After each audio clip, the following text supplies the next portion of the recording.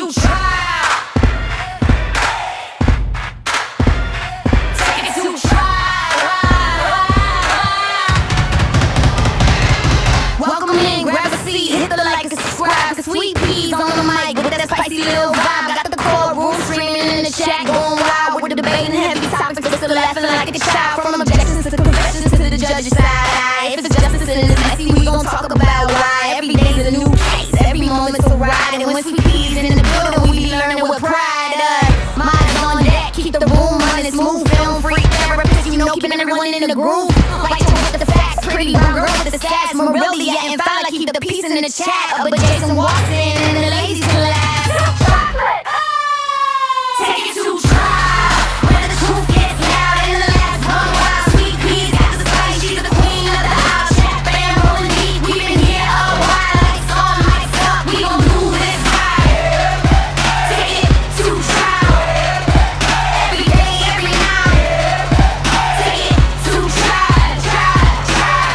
Morning shows are sharp, afternoon is on fire. And we catch every moment that the court might inspire. From the witnesses whispering, the lawyers trying hard. You know Sweet Pea breaks it down like a legal tarot card. Chats cracking jokes, dropping theories on the fly. We're serious when it counts, but we still testify. Minds hold it down when the trolls try to play. If you ride a line, court adjourned for the day. But when Jason logs in with that deep the ladies in the chat, man, they all fall down. Take it, take it, take it, take it, take it, take it, take it, take it to trial. When the truth gets loud and the laughs run wild. Sweet Peas got the spice, she's the queen of the house. Chat fam rolling deep, we been here a while. Lights on, lights up, we gon' do this right. Take it to trial. Every day, every night.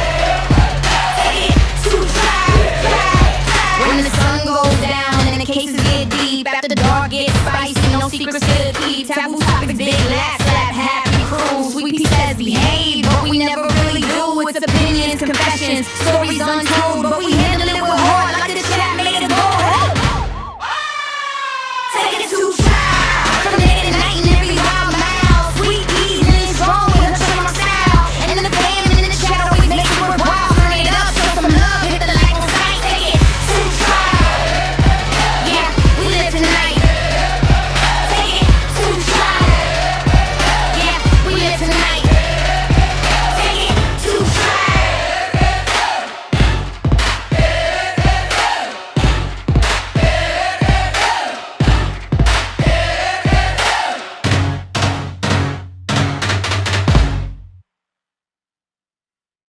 All right, guys, welcome in, welcome in. Hopefully, as you came in the door, before you kicked off your shoes and relaxed your feet, hopefully you hit the like button as you came in the door. I know sometimes we can forget. Okay, let me get our stuff up. Ugh, that's I wanted to keep that. Dang it. I'm about to go back in there and do that. Okay. So I wanted to go ahead and give our recap from day 3 in regards to our Jared Bridegan case. Yesterday, basically our detective that was on the stand from the day before, he's been on there for a while now. Detective John.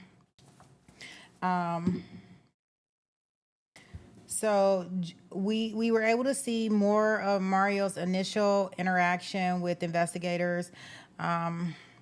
A notable feature.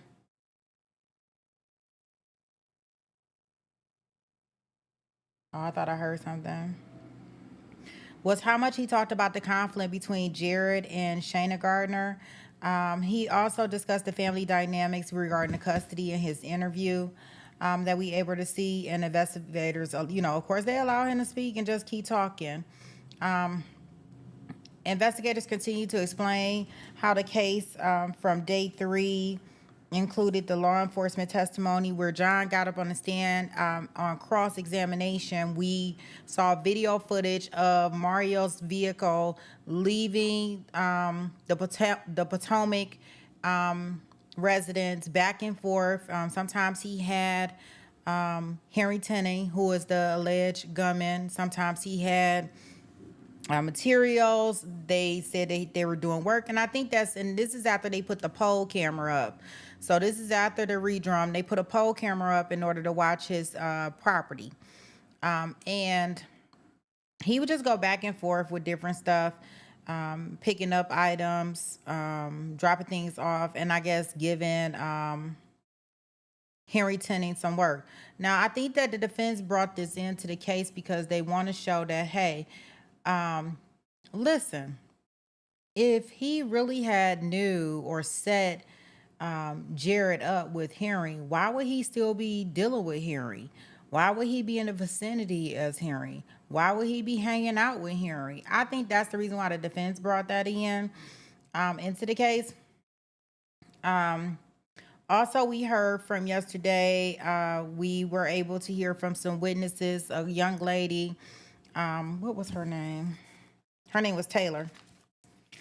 Taylor, she came in, she testified via Zoom. I don't know. She said that, I think she was supposed to come in regards to bringing information in regards to him saying that he had a contract with Shayna's mom and them. What that contract was, I think it was a marriage contract, and that's how the defense kind of did on the on cross. They was like, well, it was a contract. Oh, excuse me. Oh, I couldn't even mute fast enough. Sneezer in the courtroom. It could be a marital contract. It could be a prenup contract. It could be how they gonna resolve their marriage if they ever decide not to get married. But what I did see that stuck out in regards to that is she didn't say a marriage contract with him and his wife. It was that he has some kind of contract with her parents. Now, what kind of contract that is, I have no clue. Things were tossed around. Maybe he was a gigolo. I don't know. Then we heard from one of his friends, an online gaming buddy, a state brought in. I'm like, dang, well, this is a far reach. And they talk about the only thing that he was brought up to say was that, after they got through I guess, whatever testimony, whatever they thought he knew or could remember, they had to bring out transcripts and stuff like that. I mean, he basically said, yeah, well, he told me about that Jared was shot. But that was well after that was everybody knew that he was shot. So yeah, I don't know. So for that one. But so now that brings us into day 4. I mean, I haven't seen anything real concrete that leads to Mario except for the fact that Mario knows him. If we're going by court stuff. Now I do know Mario has written some checks to him, but even with him writing checks to Henry Tennant, like, was he writing checks because really Henry Tennant was doing work at the house, or is it something more sinister? So we'll see as we go along. But let's go ahead and we will get into our day 4 coverage. For all that's joining us, good morning, good afternoon. I appreciate you guys for hanging out. And with all our switches that we do,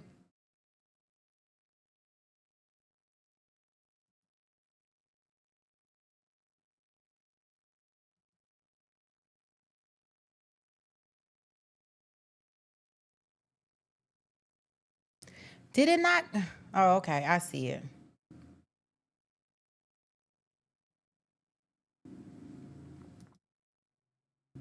Okay, so let me change it over to our courtroom. Let me get our Lindsay Clancy stuff off of our screen. There is no need for that at this point in time. And we will get our Jared information up here. Give me 2 seconds. I'll get everything switched over for us. Move. We're gonna put our objection counter that we have here. I'll move me right here for right now. And that way I can get everything set up for us. I don't think I like this one better. This one you can see a little better, right?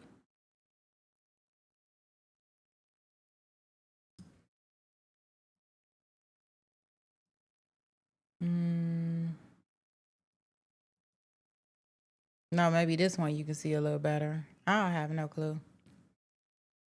I have no clue. Hey, Drunky, I'm glad to hear that. I see your message in the chat.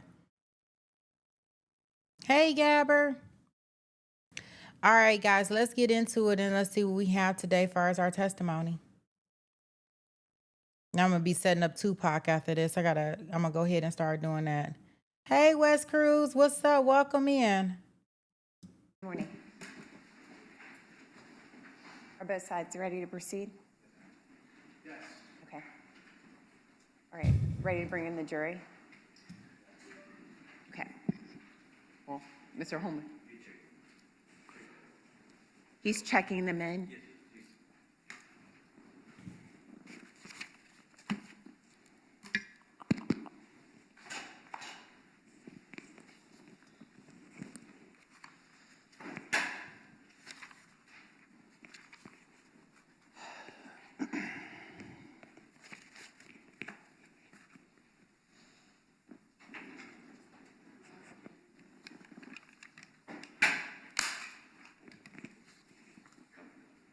Okay.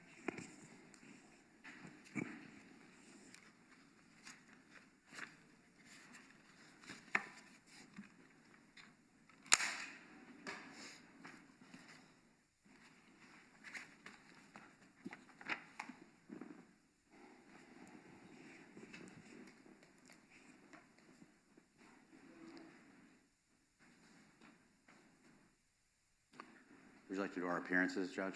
Yes, please. Good morning. My name is Jesse Dreiser. I'm here with my client, Mr. Fernandez, alongside Mr. Hill, Miss Day, and Miss Nepstad. Thank you. Ms. State. Morning, Your Honor. Tina Stifler and Alan Mizrahi on behalf of the state. All right, thank you. Come in.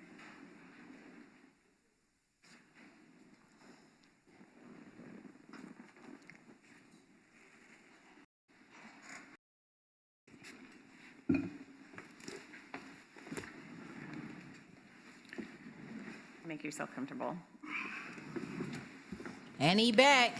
All right, you may proceed. He been on the Good morning, stand 3 Detective. days. Good morning. Nice to see you again. As well.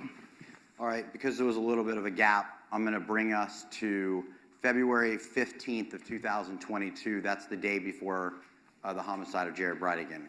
Okay. All right. Detective, we talked yesterday about certain dates that you believed had an evidentiary value that you provided to Agent Blythe. Do you recall that? Yes. January 5th, January 25th, January 29th, and then another one of those dates.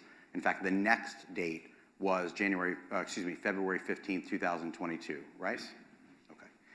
Without going into all the specifics, you are familiar with these slides. We've talked about them before, and you worked with the FBI to create these slides, correct? Yes. All right. So on this particular day, what you do know is that Mr. Fernandez went in the morning over to the Potomac address, correct? Correct. And he stayed there for 20 or 30 minutes and he left, correct? Correct. And you have no evidence that on that morning of that day, in fact, you have evidence that Henry Tennant was not there. He was working at Modison Pallets that day. According to the geolocation, yes. Sure. And that's what we're working with these maps. We're working with cell site and geolocation, correct? Correct. And the geolocation put Henry Tennant at Modison Pallets and Mr. Fernandez at the home, right? Yes. And I'm certainly not going to rehash all the poll camera that I painstakingly went through yesterday, but we know from the poll camera that Mr. Fernandez would go to Potomac in the morning. We saw that several times, correct? Yes. Okay. And then moving along to slide 35, page 35, do you see that, Detective? Yes. That shows, again, that Mr. Fernandez on that day went back to the Potomac address, right? That's correct. And on that day, again, consistent with what we saw yesterday, that's not inconsistent with other times that we were actually able to see on the poll camera that Mr. Fernandez would go back later in the afternoon, right? It just shows that he was at the residence at that time. Twice that day. Yes. And I guess to ask a better question, we learned yesterday that is not inconsistent that Mr. Fernandez would go to the rental property 2 times in one day. Correct. During both instances on February 15th, you have no evidence that Mr. Fernandez gave anybody a firearm, correct? No, there's no physical evidence to suggest that.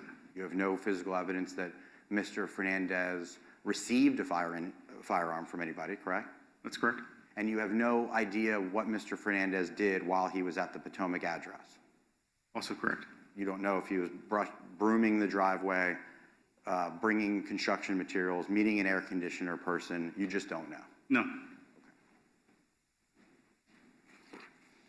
Moving along to February 16th, the day of the homicide, okay? You agree that Henry Tenon arrived in, I'm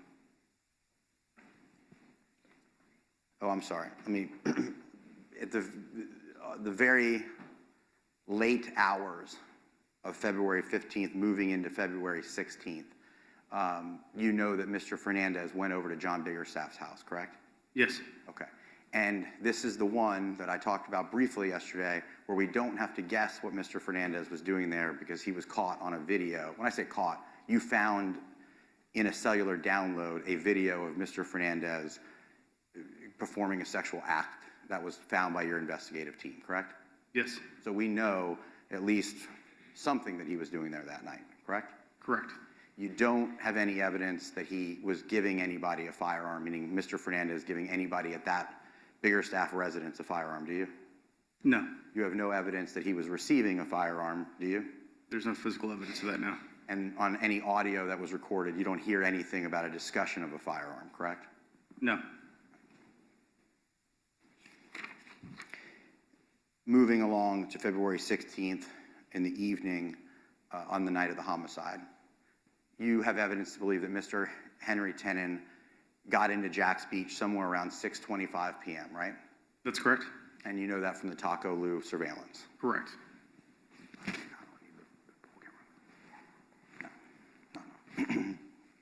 Okay. And this is the night, and we've already heard from Corporal Wallace, but on this night there's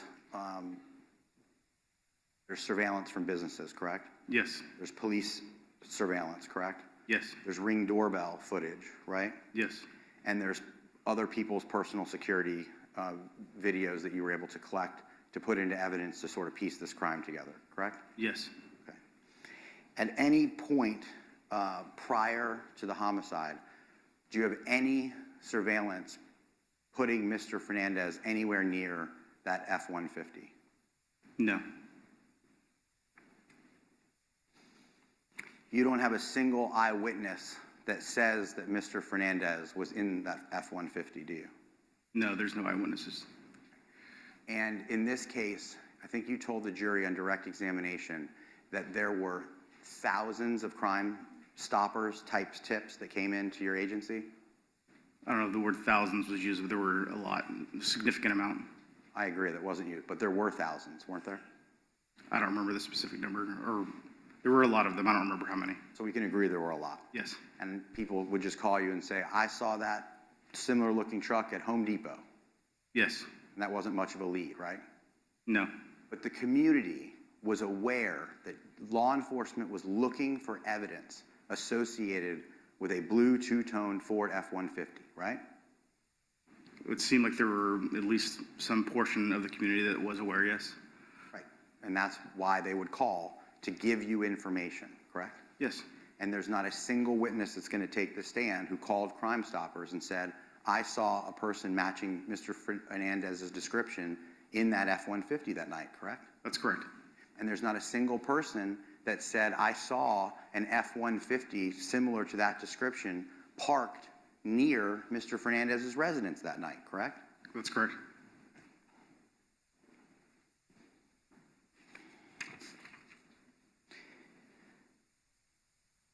I'm going to show you now State's Exhibit 91.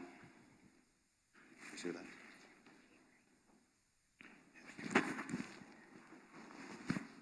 I just need one moment, Your Honor.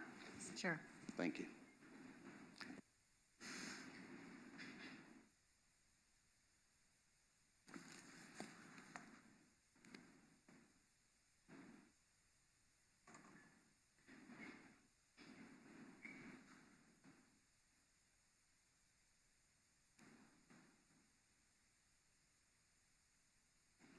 While we're looking for a video that the state's put into evidence, the Ford F-150 was caught on Jack's Beach surveillance prior to the homicide, correct?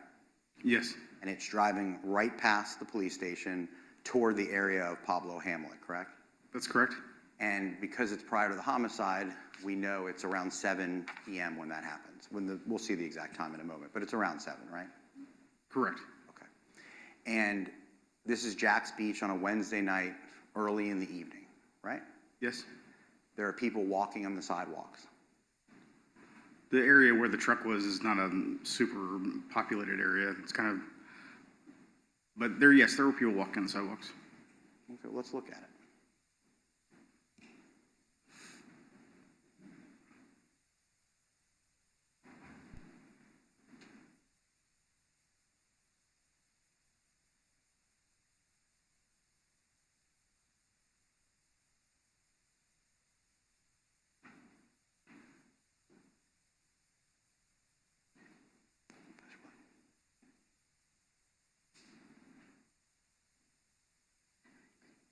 Take your time.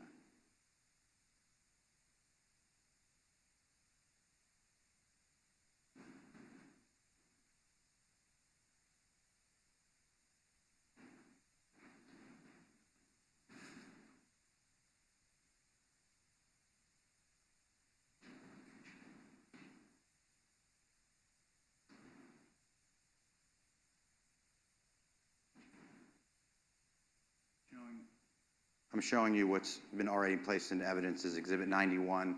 You're familiar with this particular clip, aren't you, Detective Johns? Yes, sir. Okay, push play.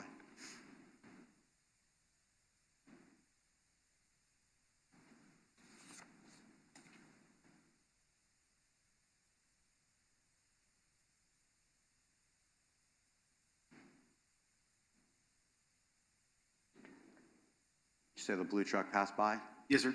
And just in that one tiny clip, did you see 7 people walking on the sidewalk that passed that truck? I didn't count how many people, but there were people walking by. Did you take my word for it that there were 7? Seems about 7 people. There was a group in front, then there was another group, and then there was a jogger, right? Yes. And they were walking within, I don't know, 10 or 15 feet of that truck, correct? Yes.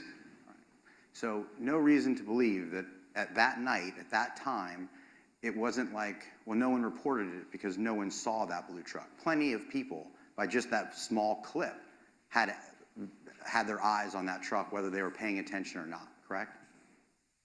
I can't say what they were or were not looking at. You can say, though, that that truck passed people in Jack's Beach that evening. Yes, it did. You can say from your many, many years as a patrol officer and a detective in Jack's Beach that Jack's Beach on a Wednesday at around 6:50 is an active area. Yes, it is. There's dog parks that are open, right? I think they close when the sun goes down and it's pretty dark at that moment. Maybe so. That area has parks and baseball fields and sidewalks, and there's private businesses and gyms and bowling alleys. That's the area that we're talking about, right? The area that you're referring to, yes. The area, this is a little bit west of that. And maybe a few hundred yards. I'm talking about that area. Yes. Okay.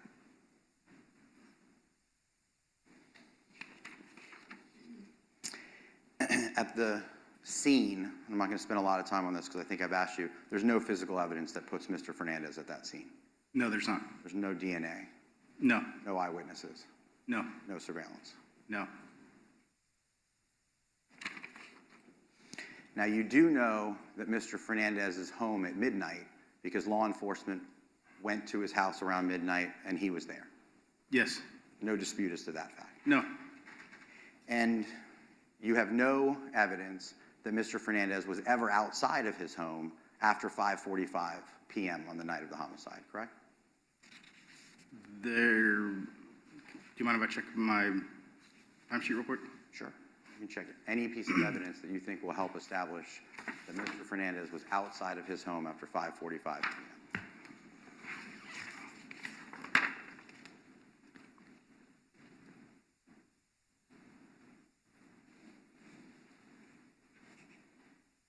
There is no physical evidence that puts him outside of his home.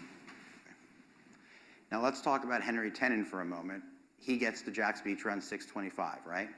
Yes, sir. And I'm going to try to simplify this If you think I'm oversimplifying it, please tell me, and I'll direct you to your notes where we can really pin this down. So we're going to talk about Henry Tennant's phones. You're familiar with Henry Tennant's phones?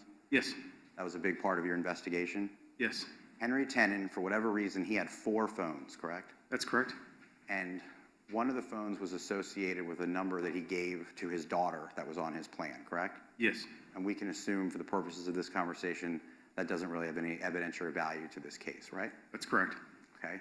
Then there's another phone that Mr. Tennant gave to his girlfriend, or I guess, can we call Peanut his girlfriend?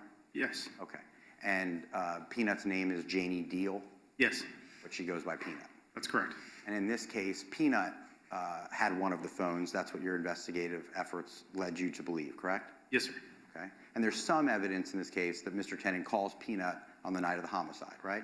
Yes. So different than the daughter, there is some connection that we can talk about with Mr. Tennant and Peanut, right? I'm sorry, I didn't understand your question. All right, I'll get to that later. Okay. Mr. Tennant, on the night of the homicide, you know he brought with him 2 phones, or at least there were 2 phones with him when he came into Jack's Beach and past Taco Lu, right? Yes. All right. And this is where I'm going to try to simplify it. You know by way of looking at the phones, and each phone has a unique identification number, right? Yes. Okay.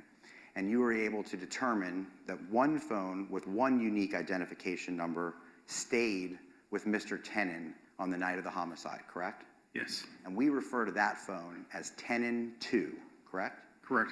All right. And just to give the jury some idea how you were to do that investigative effort, because that unique identification number to the Tennant 2 phone had geolocation, right? Yes. And because you were able to match up Mr. Tennant walking that night on surveillance, you were able to determine by the times of the surveillance, looking at the surveillance, and then looking at the cell phone, that Mr. Tennant was in possession of Tennant 2. Yes, that's correct. Then, the other phone, Tennant 1, right? Yes. You were able to determine that had a different and unique identification number, right? Correct.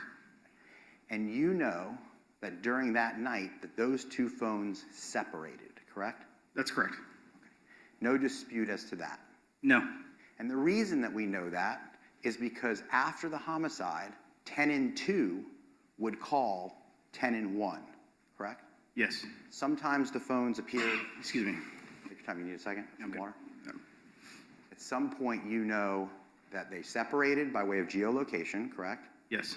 And then you know that Tennant 2 called Tennant 1 post the homicide, right? That's correct. And common sense would tell us you wouldn't call the 2 phones if they weren't together, right? Correct. Okay.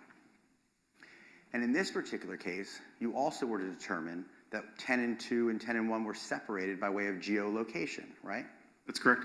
At one point, you know that Tennant 2, around 9:15, is over by the police station because we see Tennant walking by the police station, right? That's correct. And you can match that with the geolocation because the phone was turned on at that moment, right? Yes. And at that exact time, you have previously said that you believe Tennant 1 was somewhere pinging over by Mojo's, correct? In the area of Mojo's or Pablo Hamlet area. Okay. I'll let Agent Blythe get into the specifics of that because there can be variations. Fair enough. But the one thing you know, and Corporal Wallace has previously testified to, is that Pablo Hamlet had surveillance all the time, right? Yes, it does. And you don't have any surveillance of the Ford F-150 at Pablo Hamlet anytime around 9:15, correct?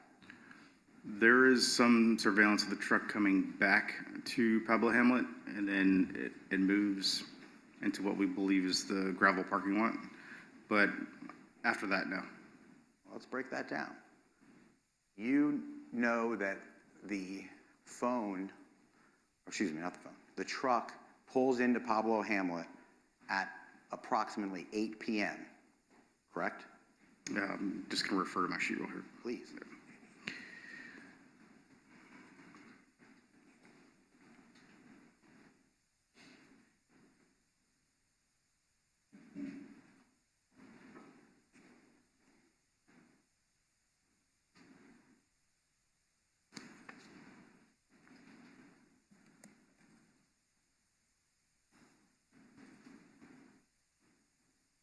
Yep, exactly 8 p.m. Right. And then it pulls right out, correct? It pulls forward. I wouldn't say that it pulls out. It goes out of frame. It drives It does down. go out of frame, yes. I mean, it drives all the way until you can't see it anymore. That's correct. When I said it pulls out of Pablo Hamlet. It's no longer at Pablo Hamlet. It's no longer by the smoking pavilion. It's no longer in that little cul-de-sac. It is no longer by that retirement house. Correct. And at that point, you have no idea where that blue truck went. We have some idea, but we don't know where it went from the next place. You don't have it on surveillance, according to Corporal Wallace. You disagree with Corporal Wallace? I wasn't here for his testimony. Okay, I'm going to represent to you that he told the jury that he does not know where the truck went after it pulled out of Pablo Hamlet. And the jury will, if I'm saying it truthfully, the jury will determine whether that was said or not said. Okay, I'll sustain it. Can you show me where the truck went after 8 p.m., Detective Johns? It appears to me that the truck makes a right into the gravel lot at the Discovery School on the last frame. Let's watch that.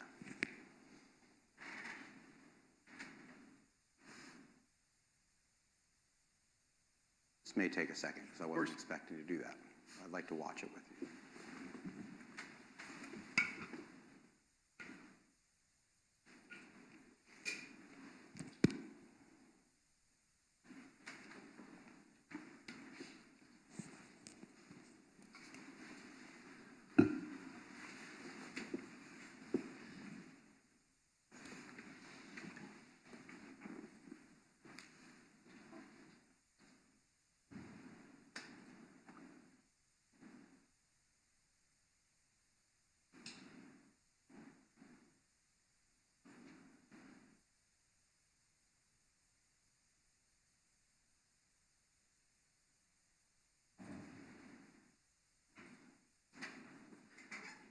Pause it. Hey, Detective Johns, you see this video? Yes, sir. For the record, this was part of States 91, the compilation video, and it's also in evidence. It's part of 91, and it's also in evidence as an individual clip. I just can't reference it, Judge. I'll put that on the record later. Okay. This is not an unfamiliar video to you. No, sir. This is the exact video we were just talking about. 203. Thank you, Ms. Stifler. Okay, but nonetheless, that's for the record. You know this video. Yes, sir. And just to refresh the jury's recommendation, we both have been talking that the truck returned at 8 p.m., but you and I both know, and the jury's heard before, that the Pablo Hamlet camera appears to be about 17 minutes fast. That's correct. We both agree to that. Yes. So when the video clip I'm showing you is from 2/16/2022 at 8/16/25, this would be right around 8 p.m. Yes, sir. All right, let's push play.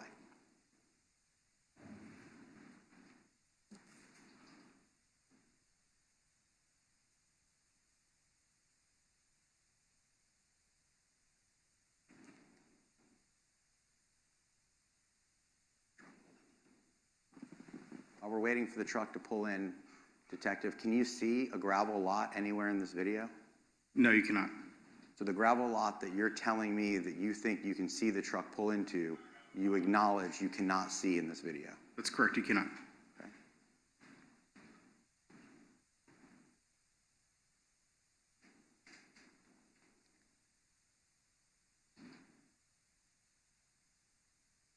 Okay, Detective, do you see the truck? Yes, sir. That's the truck you believe is the truck that Mr. Tenen, that he owned, or his father owned, the F-150? That's correct. It appears to turn around and drive away. And then you see it make a right-hand turn and go out of frame, and it's moving, correct? That's correct. You never see that truck stop, correct? No, you don't. So when you just told the jury that you think it went up and it pulled into a gravel rock road, you've acknowledged you can't see a gravel rock road in the video, right? That's correct. And you just acknowledged that you never saw that truck stop, correct? That's correct. So you have no idea if that truck stopped in a gravel road. I think based upon where, All right, re-ask it, okay? Okay, so it's okay. I don't have he answered my question. I'm not sure if they heard. That's why I'm asking you re-ask it. My question was, you can't see a gravel rock driveway in the video, correct, Detective Johns? No, you cannot see it in the video. And you never see the Ford F-150 stop in the video, correct? Correct. Thank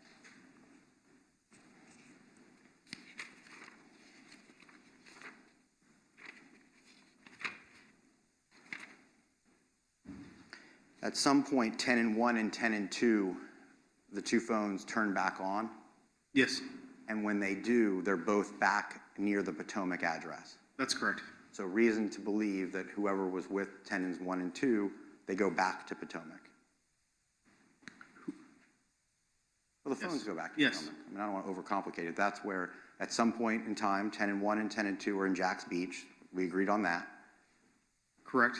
10-1 and 10-2 separated. We agreed on that, correct? Correct. And then sometime later in the night, you tell me, I think it's around 11, 10-1 and 10-2 appear to be back in the Potomac area. Correct. But you know that Mario Fernandez is home after 11 because law enforcement saw him there, correct? That's correct. And you don't have a single shred of evidence to believe that Mr. Fernandez ever was at Potomac that night. No.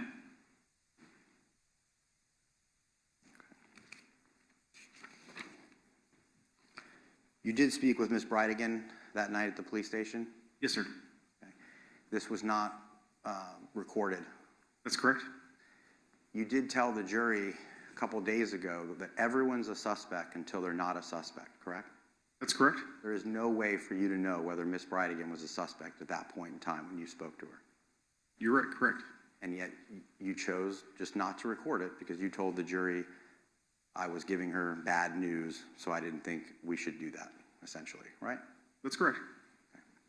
When you spoke to the Bridegan brothers, you recorded those interviews, correct? Yes. They were audio recorded and video recorded. Yes. On the night of the homicide, you did inquire as to whether Ms. Bridegan had life insurance on Mr. Bridegan? I don't remember that. It was that evening, but yes, we did ask. Okay. And you found out that Ms. Bridegan benefited. Grounds. Let me see you at sidebar for the, if you have a response.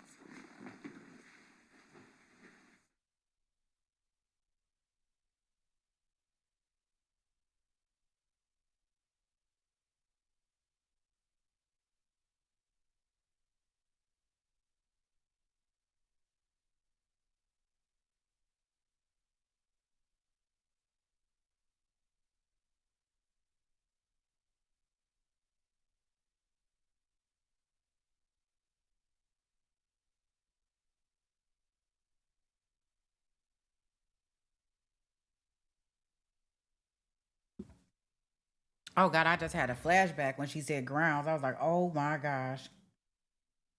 Darryl Brooks.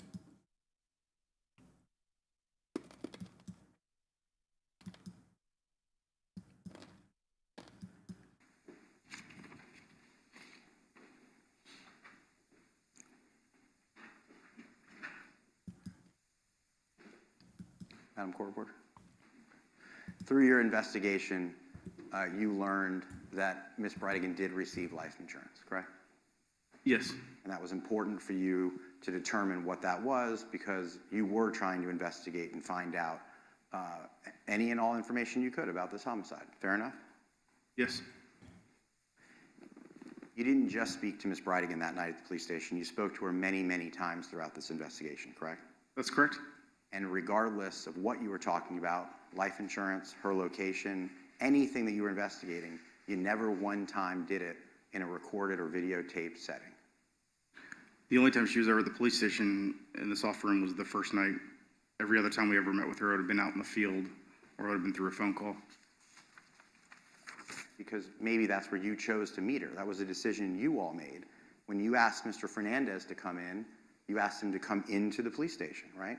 Yes. You asked him to come into a room that had a couch and a camera in it, right? Yes. You controlled that setting. You and Detective Lamont, right? We asked him to come in and he agreed.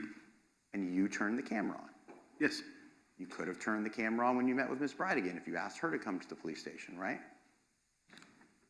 Correct. She was cooperative with your investigation, is what you said, right? Yes. So if you asked her to come to the police station, you have no reason to believe she wouldn't have. No. Then you could have asked your questions in a recorded room if you wanted to, right? Yes. And you didn't in this case. No. All right, I'm going to move to October 6, 2022. We're going to make a big jump. That's the day that the Potomac Avenue home was searched by law enforcement, correct? Yes. All right. Can I get some help with these boots, Mr. Hill?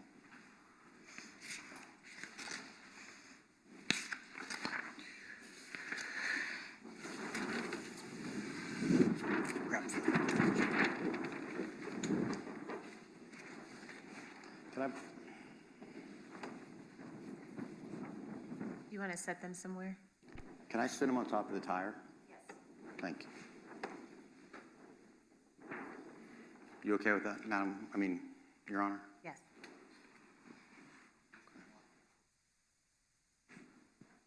Blocking the court board? Ms. Simpkins, are you okay? It's okay. I'm going to find a spot for him. Mr. Holman, can we use that table over there? Okay.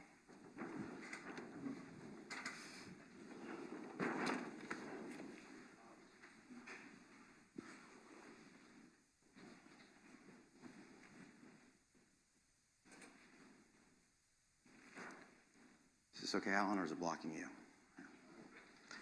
Here we go. We'll get to it. Those boots were found at the Potomac address. Yes. Those boots don't have any DNA on them, do they? I'm sure they might have some somewhere. All right, let me ask you a better question. You can't associate those boots with anything at the crime scene, correct? Correct. It's just that you think that maybe those were the boots that Mr. Tennant was wearing when you look at that grainy surveillance. That's how you came up with the fact that those could be the boots, correct? They appear to match the boots in the video.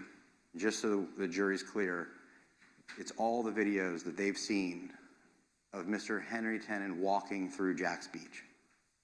Sorry? It's the videos that the jury has already seen of Henry Tennant walking through Jack's Beach. That's the videos that you're relying on to determine that those are the boots, correct? Yes, sir. You never found a footprint that you could match to the bottom or the soles of those boots to say, yep, those match the boots that we framed and put before this jury, correct? That's correct. Okay. There's no biological evidence like Mr. Bridegan's blood on those boots, correct? Correct. There's no biological evidence that you guys decided to frame this jacket that connects this jacket to the homicide scene, correct? Or this sweatshirt? Correct. Okay. And the reason I said jacket is because originally you guys, law enforcement and your investigators, you framed another jacket. Correct. Okay.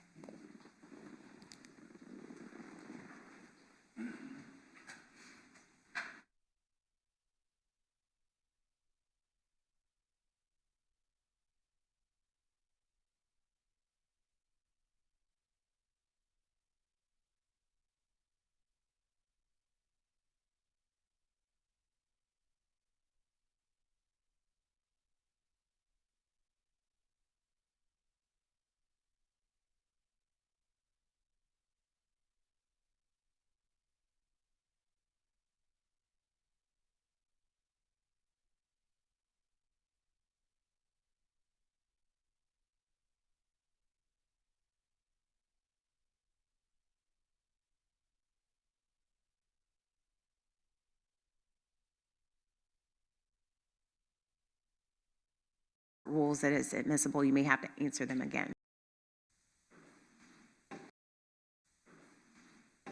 All right, Detective, Mr. Dreiser is going to ask you a series of questions. It's called a proffer. That means that this line of question may or may not go in front of the jury. So if you if the court rules that it's admissible, you may have to answer them again, okay? Okay.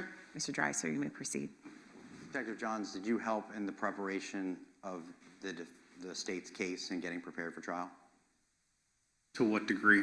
You met with the state, you went over your questions, talked about the evidence? Yes. Yeah.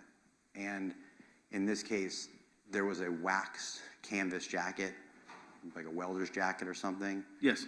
That was that jacket was originally framed, correct? I actually never saw that. You don't know that there was a welder's jacket that was framed? No.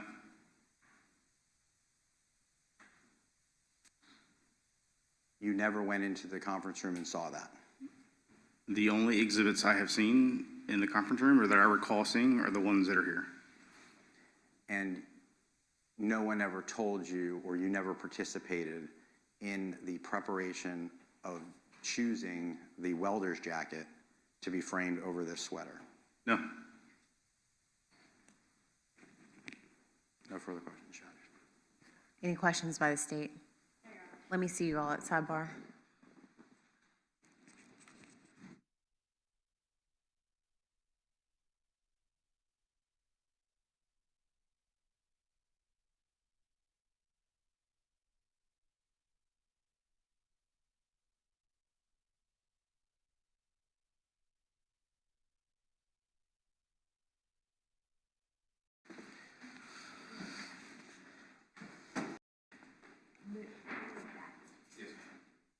What, right there is fine.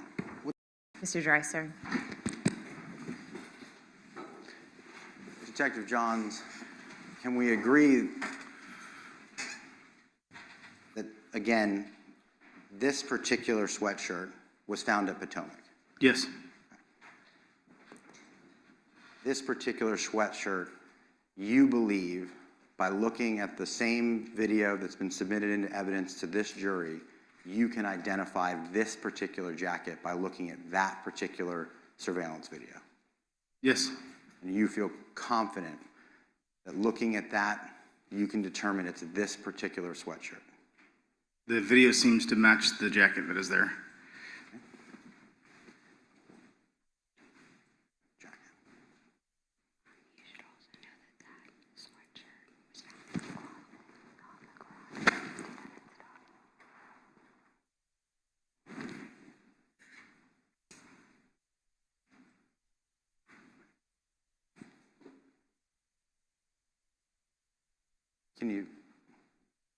Can you see that jacket? Yes, sir. That was also found at Potomac? Yes, it was. And you believe you can definitively tell from looking at that surveillance that it's not that jacket, it's that jacket? I believe that to be the jacket that was in the video surveillance. Just so we're clear, it's only because you look at it. That's the only way you believe it. You have no other evidence to believe that that's the jacket. No. Let's look at some boots.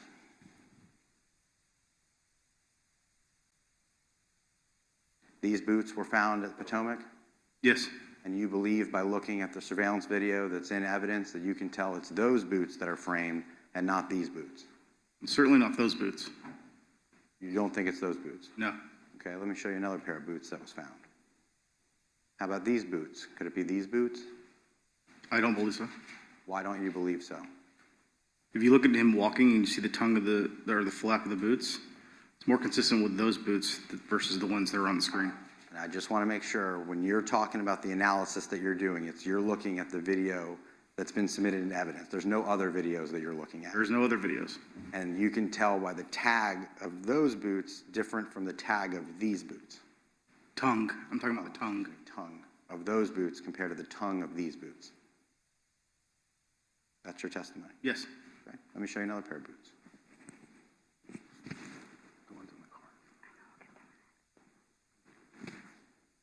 One boot that was found is one of the boots that the government framed, right? Yes. But it's next to another pair of boots that were found at Potomac because they're found in the exact same spot, correct? That's correct. And you can tell that it's not those boots. I don't believe them to be those boots, no. And so the record's clear. There's a pair of black boot next to the boot that's framed in the courtroom. That's correct. And let me show you another pair of boots.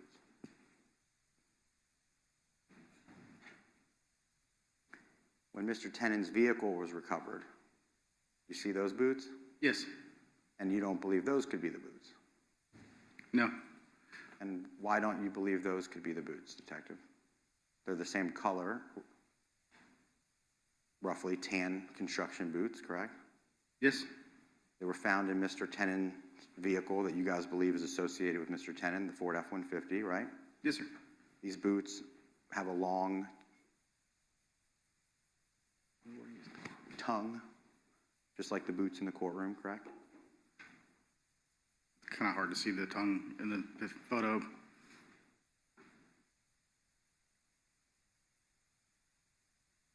Can you see the tongue in this Yes. long tongue? Yes. It's just not folded out like the ones that are framed in the courtroom, correct? That's correct. And it's still your testimony that you think, looking at that video that's been given to the jury, that you can tell that those are the boots and that's the jacket by looking at the surveillance in which has been submitted to this jury. Those boots are most consistent with what the video shows. Consistent with, but not necessarily the exact ones, correct? I can't say for certain they're the exact boots.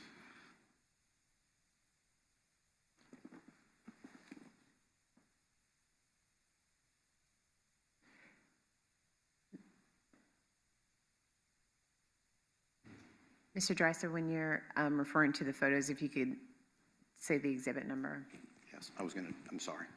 I've been referring to a sweatshirt type jacket with you during my testimony, Detective Johns, that I'm holding that is,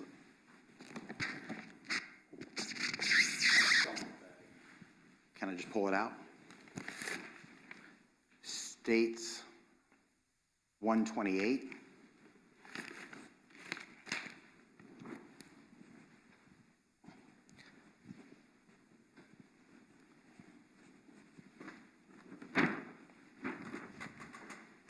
And the boots are, I think it's a little drawer there at the bottom.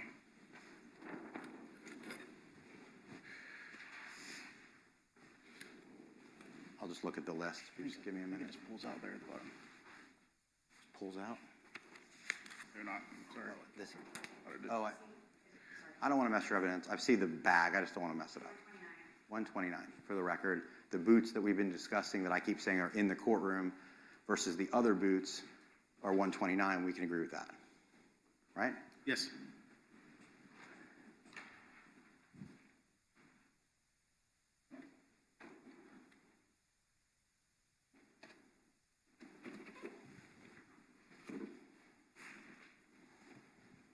It's on the base of that, Mr. Dreiser.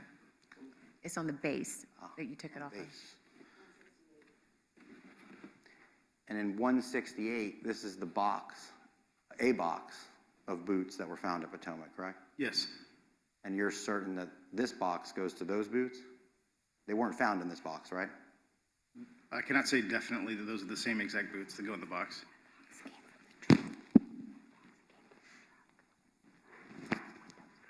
And actually, if you know this, it's my understanding that this box was not found where those boots were found.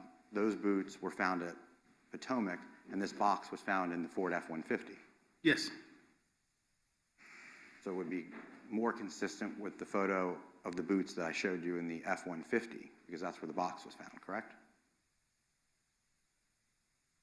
Those boots don't seem to match the picture on the box, but I'm not a shoe expert.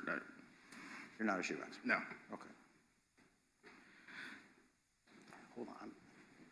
And then lastly, I want to show you another jacket that was found at Potomac.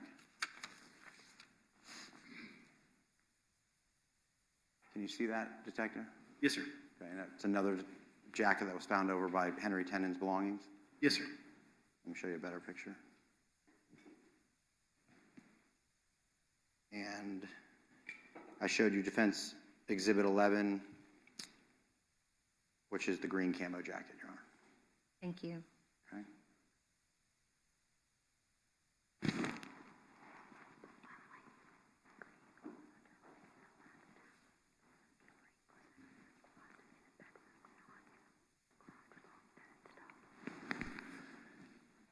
And this would be another jacket found where Mr. Tennant's belongings were, correct? Yes, sir, that's correct. And the tan jacket that I showed you earlier, which is Exhibit 12, that was found where Henry Tennant's belongings were in the garage, correct?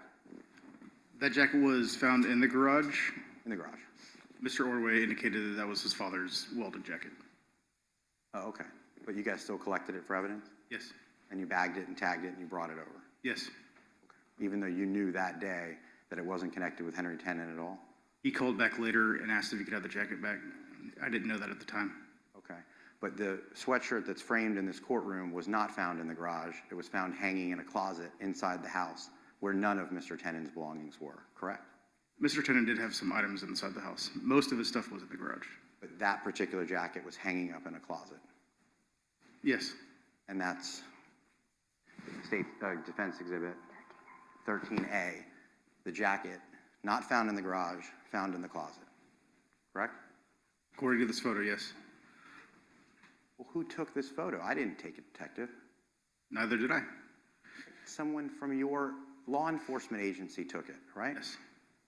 An evidence technician. Yes. Can you see anything else in that closet besides that jacket? No. Can you identify one other piece of evidence that would associate that jacket with Henry Tennant I don't understand. in that picture? No.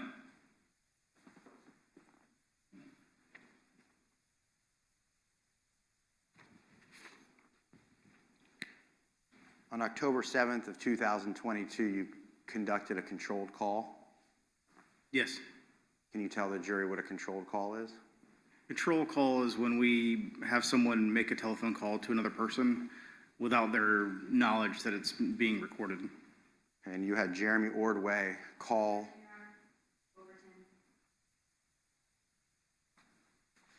You want to be heard? I need a moment, Your Honor.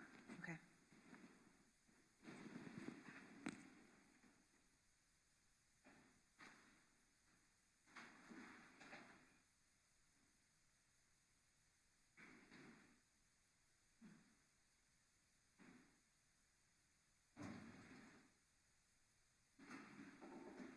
Rephrase the question. Okay.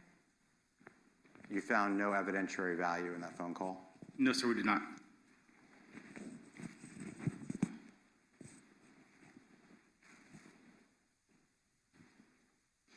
I'm going to move your attention to October 14th of 2022. That's when the blue truck was located.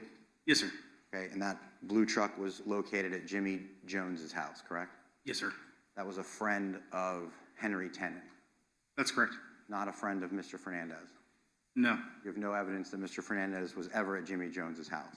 No. Although Mr. Fernandez owned several rental properties in town, he did not own Mr. Jones's house. No, we did not. And while I'm pulling up some photos of that house, that home was never searched. No, it wasn't. So although the biggest break in the case was found, which is the blue truck, right? Yes? At a location that Mr. Tennant went to, because it was Mr. Tennant's friend, right? That's correct? You still had not recovered and have never recovered a firearm in this case, correct? Correct? You never searched that house. No, we did not. Never went inside. No. Never looked to see if there was a 10 millimeter in that home. No. I'm showing you, is it defense or state? Defense 56A. That's a photo of Mr. Jones's home. Yes, sir. That's where the blue truck was parked. That's correct? That blue truck has evidence in this case, correct? Yes, sir. Evidence was found at Jimmy Jones's home, correct? The truck was found at his home. No other evidence. You didn't look in the house, so you don't know, right? There was no reason to search his house.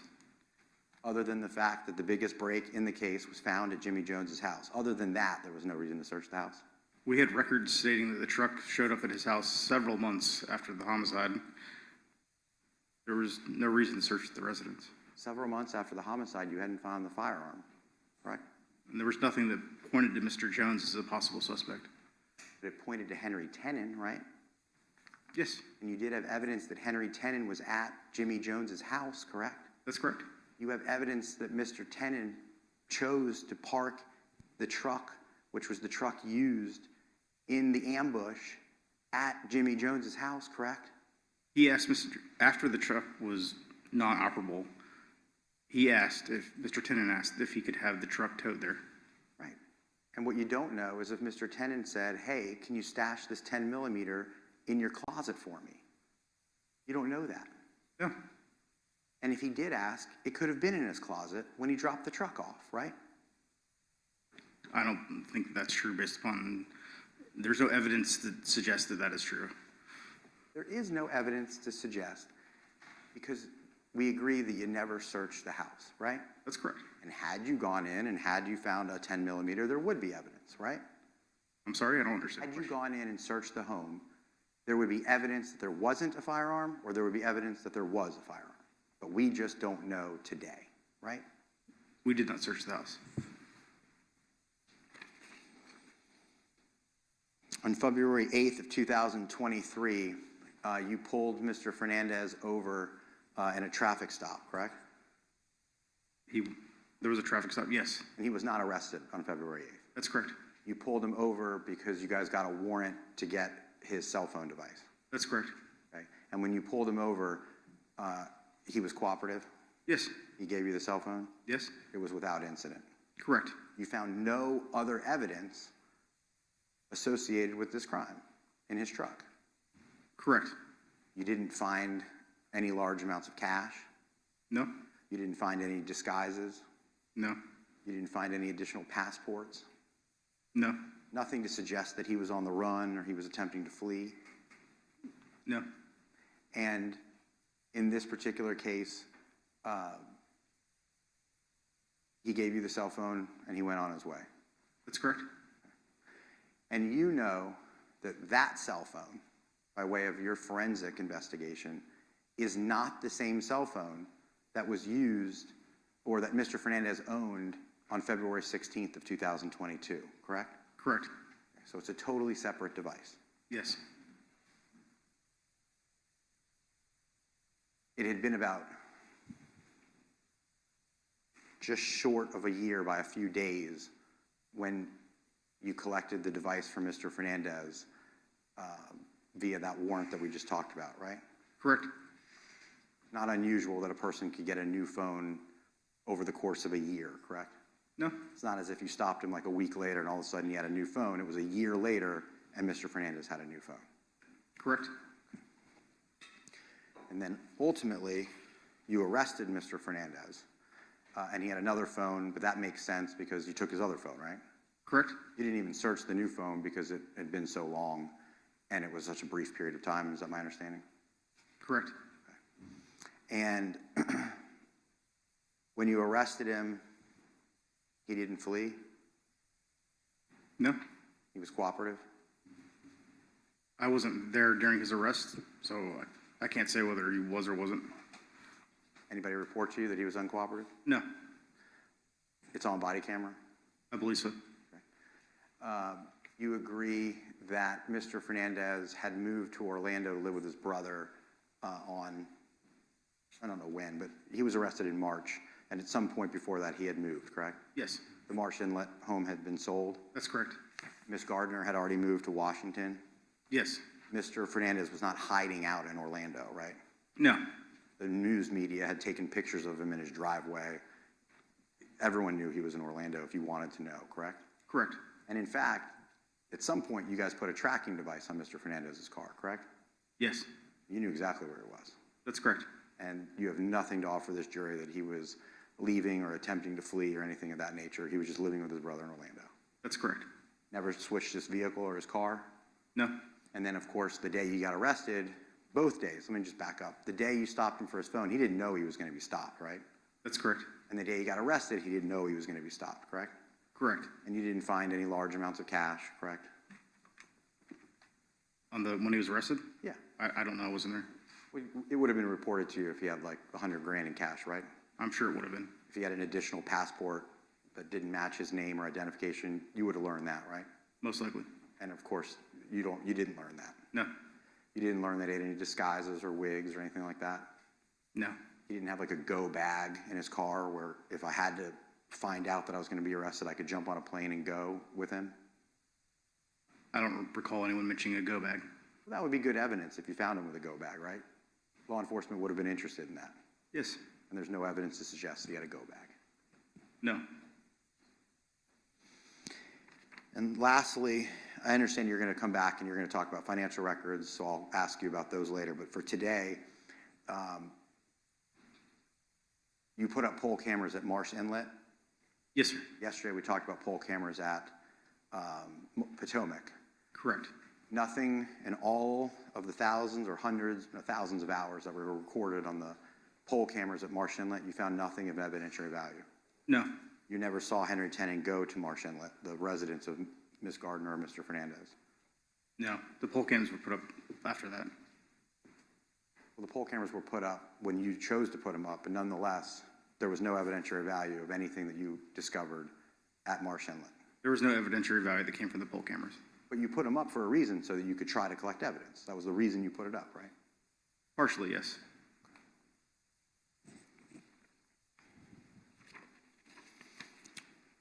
May I just have one moment, Your Honor? Yes.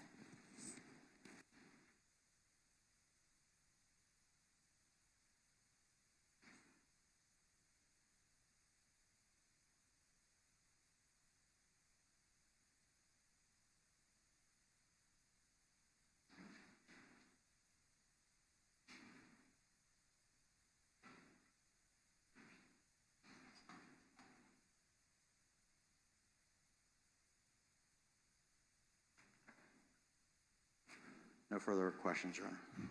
All right, any redirect?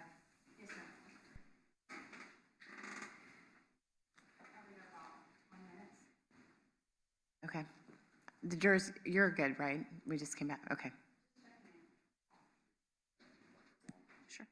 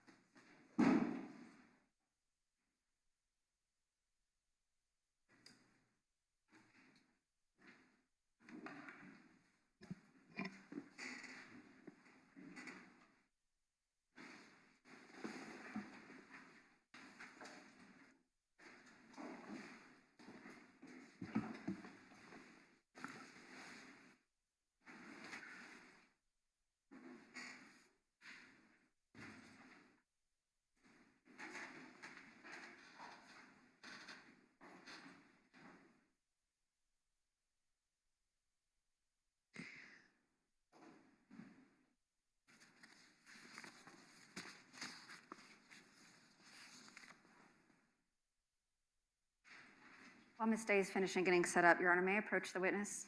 Yes. Detective Johns, I have an exhibit I want to show you. Mr. Dreiser mentioned this yesterday. And for the record, I'm marking this as States 9B. Can you take a look through these 3 pieces of paper? Composite 9B. While he's doing that, can we move those boots from Mr. Holman's Sure. table? Detective, when you're done looking at them, Can I- let me know if you recognize them. Thank you. Yes, I do. And what do you recognize those to be? These are license plate readers of the Ford F-150. And are these license plate reader records that you received in conjunction with this investigation? Yes, these were received from the St. Johns County Sheriff's Office. And they're fair and accurately and kept in the regular course of business within law enforcement? Yes. Your Honor, the state would seek to introduce, without objection from defense, state's composite 9B is the next numbered exhibit. I think it's 211.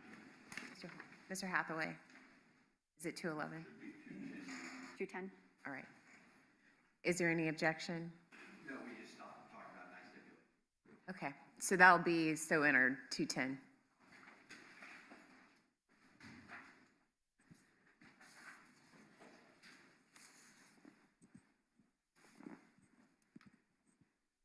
All right, Detective Johns. I know you've been on the stand a long time. I've got a couple follow-up questions for you based on what defense asked. The first thing I want to ask about is the last thing, one of the last things we ended on, which is those boots and that jacket. In considering whether those are the boots and jacket you observed on video, did you also consider the physical appearance of those items when you collected them? Yes, we did. Does that include the size of the items? Yes. Mr. Dreiser showed you a picture of a welding jacket that you believe to belong to Mr. Ordway's father. Can you describe for the jury the size of that jacket? It would have been significantly too small to fit Mr. Tenen. And that's based on your personal observations of Mr. Tenen. We saw body cam footage of him yesterday. You describe his height and general build. Yes, that's correct.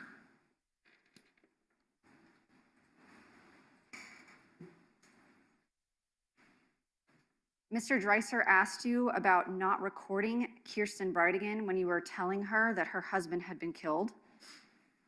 And you testified on direct that you did so because you were giving someone bad news. We were making a death notification of a wife, so we decided not to record it.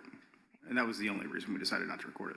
When Detective Burrell and Detective Lamont went to the home of Mario Fernandez and Shanna Gardner on the night of Jared's death to notify them of his death, did they record that interaction with them? No, they did not. And is that for the same reasons you did not record your interaction with Mrs. Bridegan? Yes.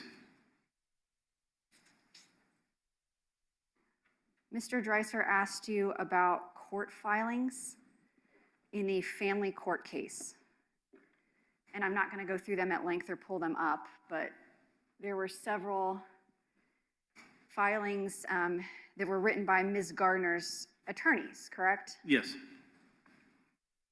And in those documents, there was discussion about Mr. Bridegan and some statements that the jury can look at later that Mr. Bridegan was uprooting them and insisting the husband can't have timeshare. And you kept saying that is what the document says. Correct. Those are Ms. Gardner's words or her attorney's words, correct? That's correct. Do you have any way of knowing whether what she says in those statements is the truth or not? No. Documents are written by lawyers. That's correct.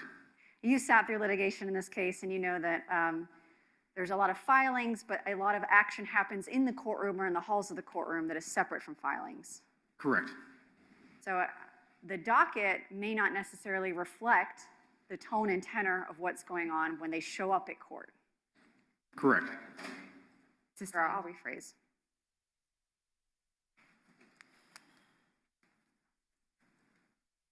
I'm going to move to a PowerPoint. I'm going to start with the cell site slides that Mr. Dreiser asked you about.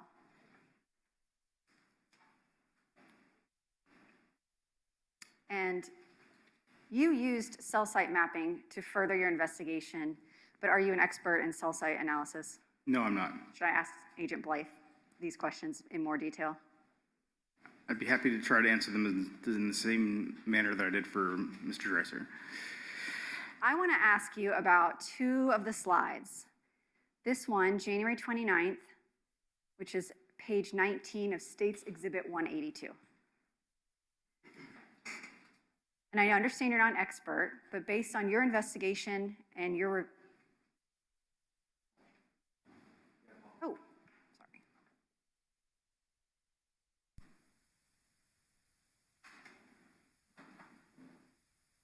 So based on your review of this slide, does it appear there is some period of time in which Mr. Tenen and Mr. Fernandez devices overlap in the same area? Yes.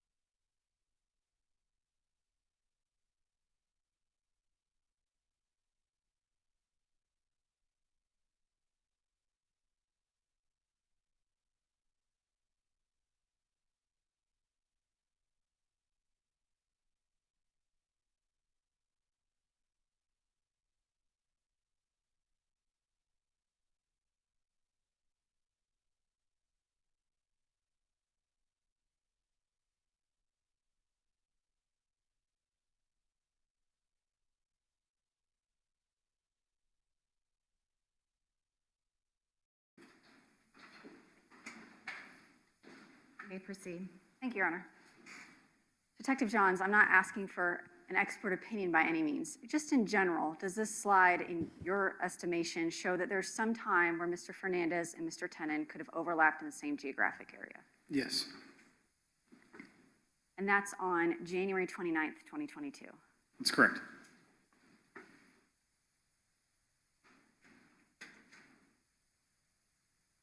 And then another slide from January 29th, 2022. This is page 32 of State's Exhibit. We can see here as well, does it appear, at least just generally, that Mr. Tenen's geolocation data and Mr. Fernandez's cell phone are in the same geographic area for some period of time? Yes. And I'm asking these because Mr. Dreiser went through these slides with you at length. This one is February 15th. This shows, and Mr. Dreiser asked you some questions about this, that Mr. Fernandez was, or at least his device, was in the area of 5239 Potomac Avenue for approximately, I would say, 27 minutes. Yes. And it appears at some point that, I'm sorry, I have the wrong slide, hang on. Here we go. February 15th in the evening, for a little less than an hour, and a portion of this time, would you agree with me, or can you state with some confidence that Mr. Tenen's device and Mr. Fernandez's device appear to be in the same geographic area for some period of time? Yes. Now, in February 16th, 2022, Mr. Tenen was obviously driving that blue two-tone Ford F-150. Yes.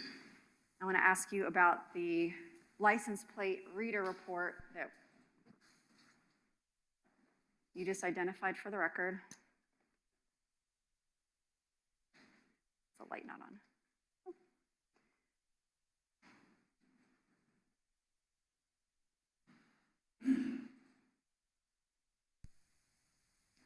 Is this the license plate reader report for St. Johns County for the vehicle registered to Henry Tenen? Yes, it is. When you get a license plate reader report, does it include a photograph of the vehicle attached to the license plate, or that Yes. the license plate's attached to? Yes, it does. And in this license plate reader report, we see that Mr. Tenen's vehicle was in the vicinity of Northeast A1A and Ponte Vedra Lake Boulevard on January 29th, 3:37 p.m. That's correct. And in this picture, we can see that the tag is indeed attached to that blue two-tone Ford F-150. Yes. And that same date, we have another license plate reader from the same area, January 29th at 2:46 p.m., Racetrack Road in US 1. And a photograph here, we can see the tag is attached to Mr. Tenen's blue two-tone Ford F-150 vehicle. Yes. And here we can see, again, January 29th, 2:45, at Greenleaf Drive, Northeast Valley Ridge Boulevard and Greenleaf Drive. And that is, again, the two-tone truck. Yes. In any of these license plate reader reports, was there a photograph such that you were able to see who was in the vehicle? No. Was there a photograph such that you were able to see how many people were in the vehicle? No. But this lets us know that Mr. Tenen on January 29th was in his blue two-toned Ford F-150. Yes.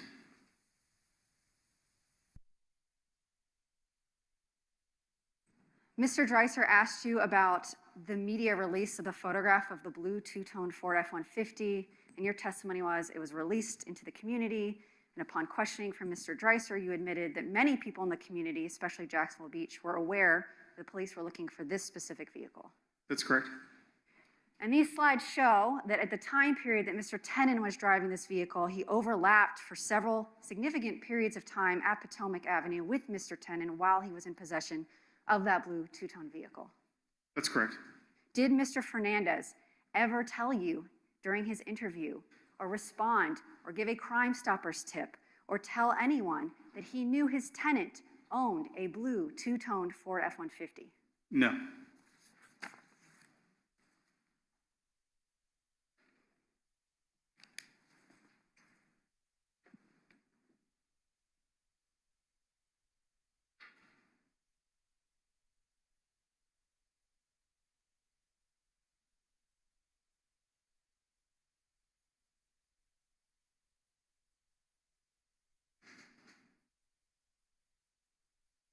I want to talk about your interview with Mr. Fernandez. Mr. Dreiser asked you some questions about statements Mr. Fernandez made about details of the homicide. Yes.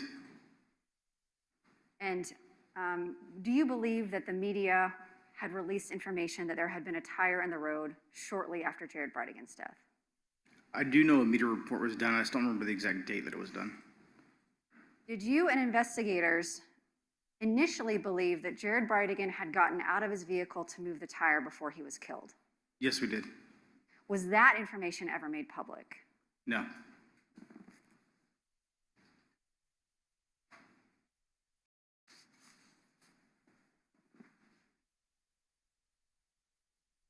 I'm going to go through State's Exhibit.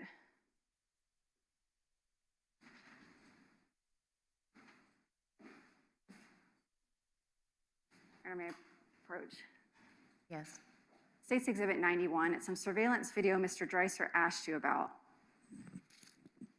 And you testified that you believed on the second time that blue truck went to Pablo Hamlet that it pulled into the gravel lot at the Discovery School. Can you explain to me why you believe that? Just based upon where you see the turning happening, it seems to be too soon to be turning onto the next street. Also, the next street only goes to the police station or the golf course. There's no exit onto a major highway.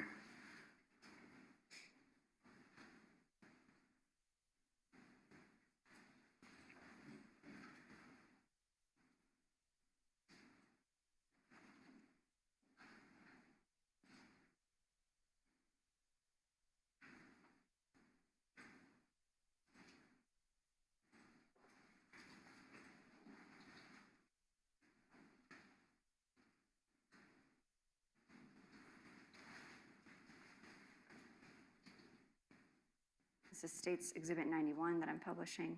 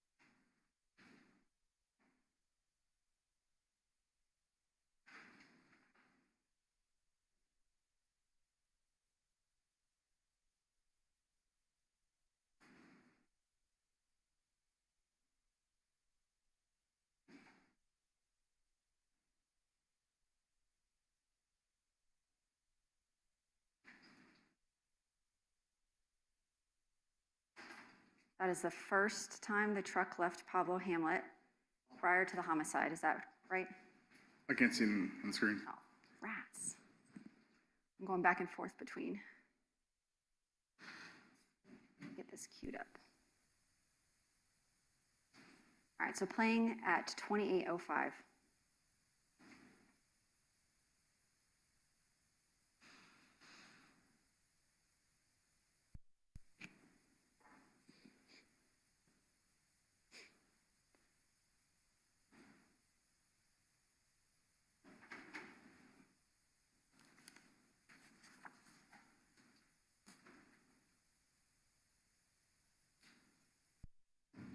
Was that the first time the truck left Pablo Hamlet prior to the homicide? That's correct.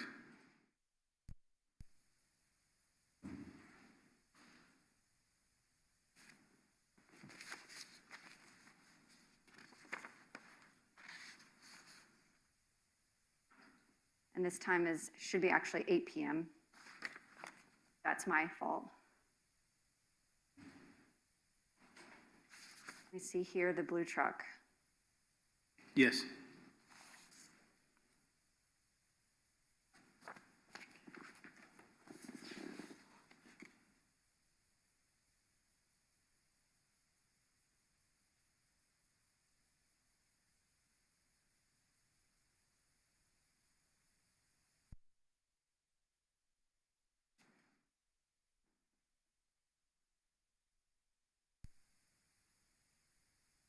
And can you explain for the jury, and if you need to mark on the map, the geographic layout of what we just looked at and where this gravel lot is in relation to where 15th Street is and where that truck was pulling out? So the area that we're, Hold on, I can zoom in. This is hold on. State's Exhibit 208.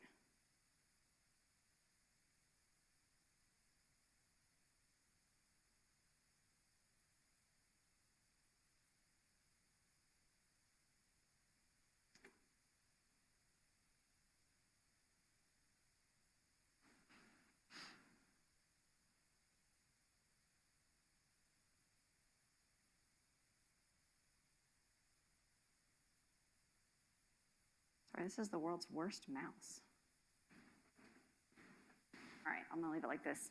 We're on 208. Detective, if you could show them what, So the camera is actually coming from this Pablo Hamlet area. And then basically the gravel lot is about right here, which is basically on the side of the Discovery School. at the time of this homicide, you've already, or I think someone previously testified, did the Discovery School have video surveillance equipment They did not. or working? Well, they did have it, it just was not working.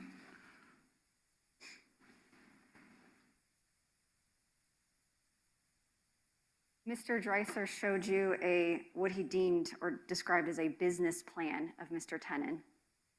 Was that found during the search warrant at the Potomac House? Yes, it was. May I approach the witness, Your Honor? Yes.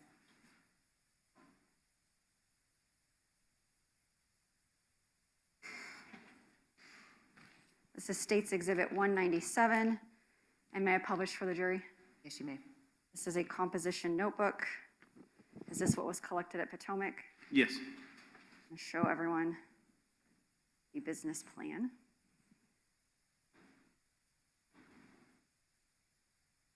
You all will take this back with you.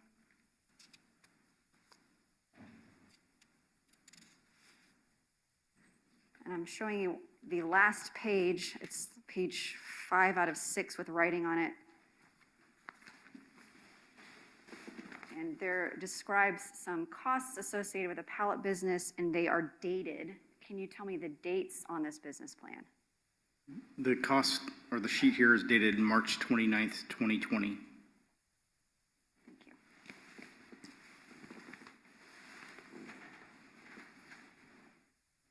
Is there any indication during your investigation, through your discussions with Mr. Tenen's coworkers and boss at Monison Pallets, or a review of his financials, or review of that notebook, that he had a business plan in February of 2022?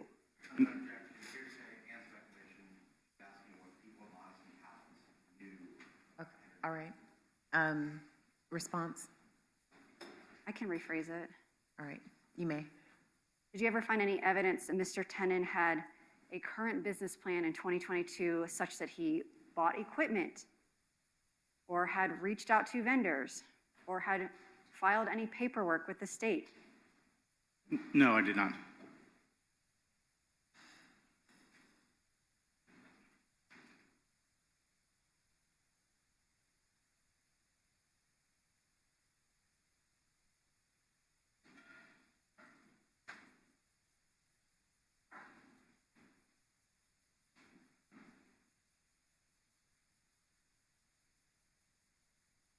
Mr. Dreiser asked you whether you had any evidence that John Biggerstaff ever possessed a 10mm firearm. You said no physical evidence. Did you have other evidence in the forms of statements on recorded wires, witness statements, that led you to keep investigating Mr. Biggerstaff? Yes. Did Mr. Biggerstaff have a gun cabinet still at his home when members of your team went to interview him? Yes. Did you speak to a witness, Mr. Fred Barton, in regards to Mr. Biggerstaff's activity with his firearms? Well, a member of my team did, yes. Did you receive information from the ATF regarding a police report filed by Mr. Biggerstaff's son, Juan Biggerstaff, regarding the serial number of the 10mm firearm? Yes.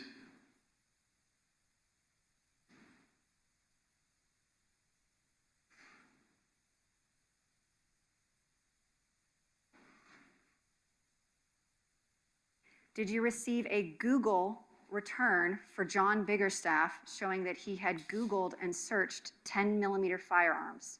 Yes. And was that on January 25th, 2022? Yes. And that is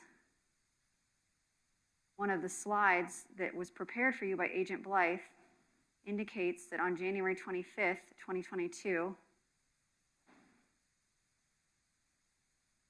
that Mr. Fernandez was in the vicinity of Mr. Biggerstaff's residence. That's correct.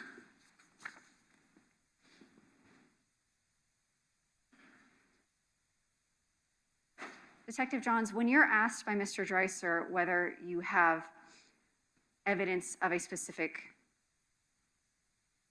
conclusion, I guess, and you say no physical evidence, can you explain to the jury how it is you look at your investigation? Is it piece by piece?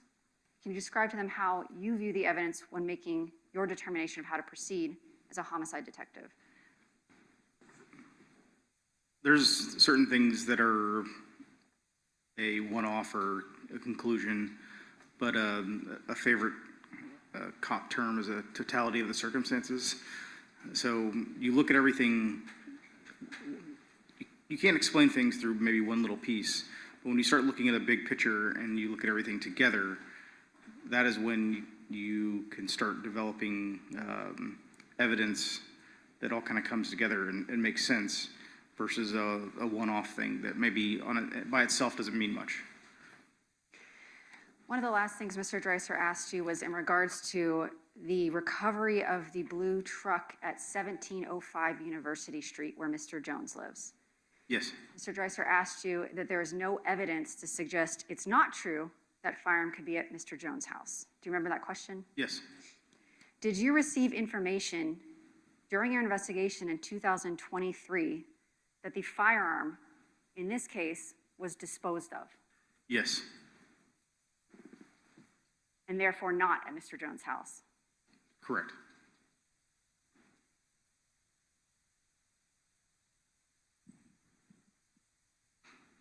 No further questions. Right. Mr. Dreiser? Let's go in reverse order. Juan Biggerstaff, John Biggerstaff's son, is going to testify. Well, he's a listed witness, you know that. Yes, sir.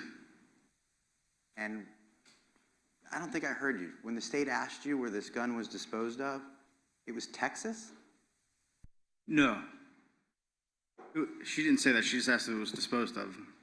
Are you talking about when Juan Biggerstaff, she asked you, wrote down the serial number of the 10mm firearm in Texas? Is that what you're referring to? Yes.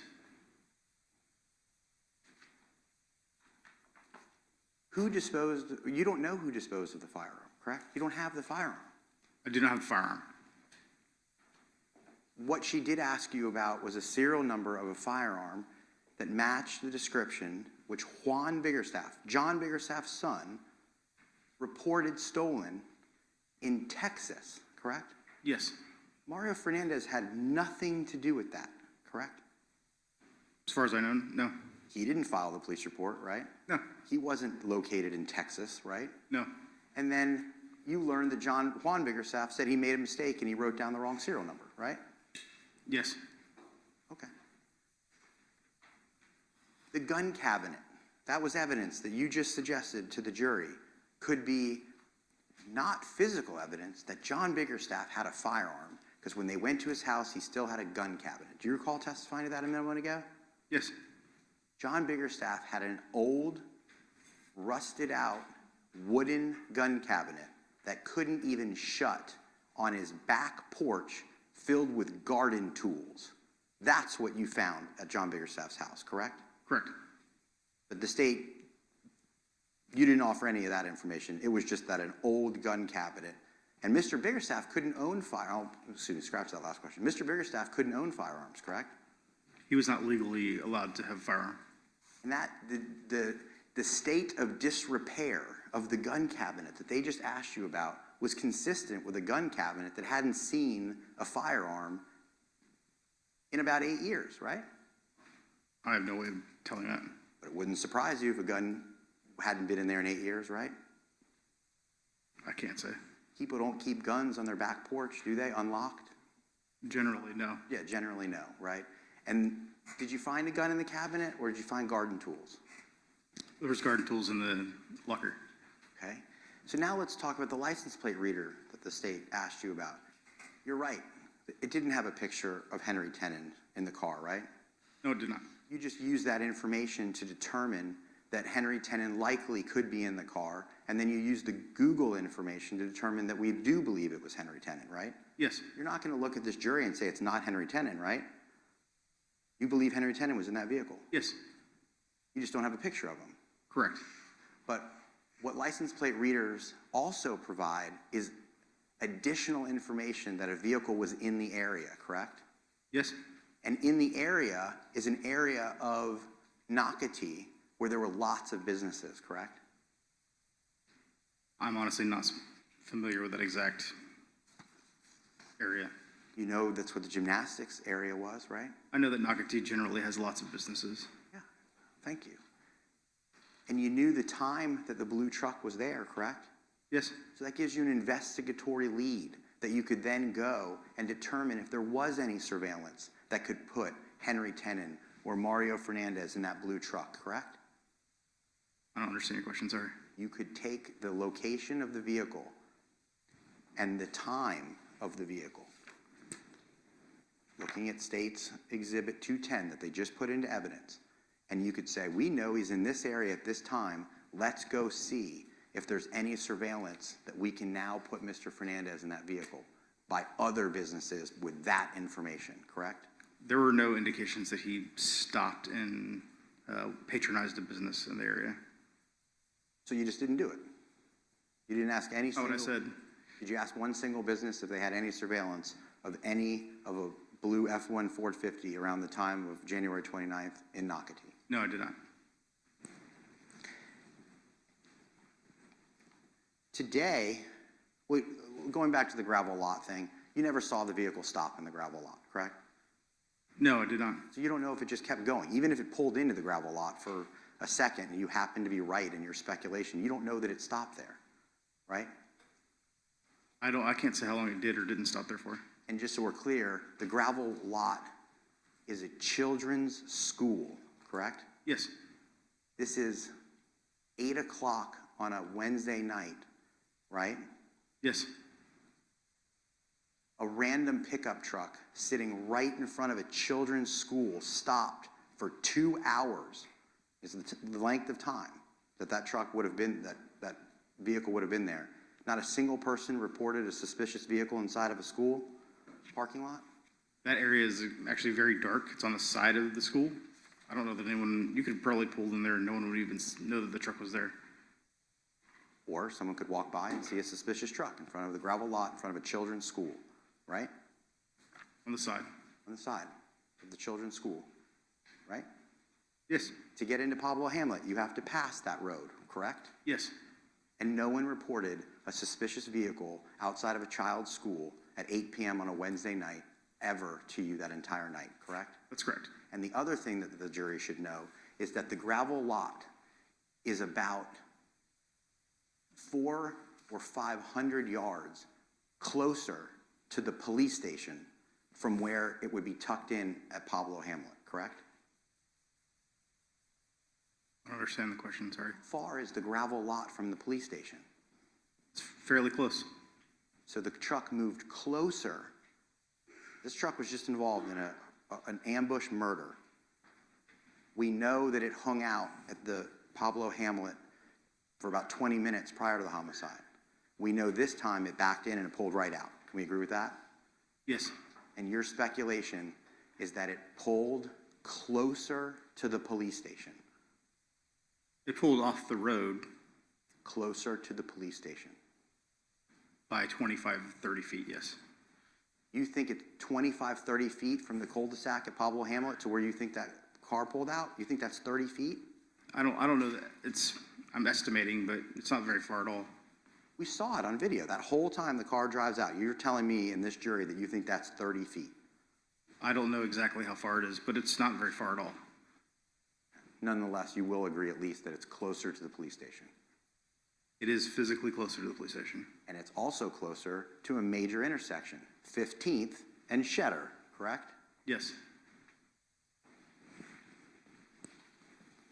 And then lastly, on redirect, this morning you felt comfortable talking about the January 29th, and when Mr. Fernandez goes to Potomac, you were able to say that you felt comfortable saying they could have been there at the same time. Do you recall saying that? Yes. Those are your words, could have? Yes. Because you can't say that they were there at the same time, right? Their devices were, two devices that belonged to those people were there at generally the same time. Yeah, that's what I'm trying to get at. Let's break it down. Let's start with what we can agree on. When Mr.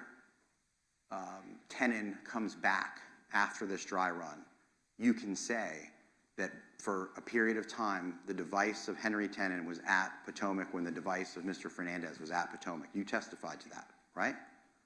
Can you show me the slide again? Sure. Ms. Day, can you pull up January 29th slides? And let's go backwards. Let's start with the return. Do you mind if I use the restroom while you do that? Sure. Okay. Members of the jury will take 5 minutes and we'll return back. Leave your notepads on your chair.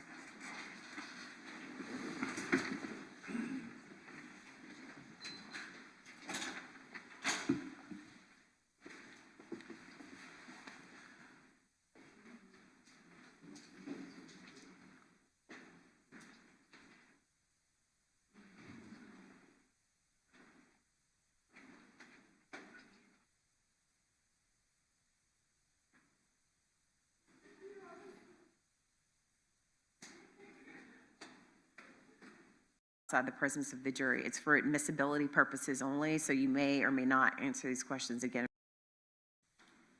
Okay. And that is because. You have more?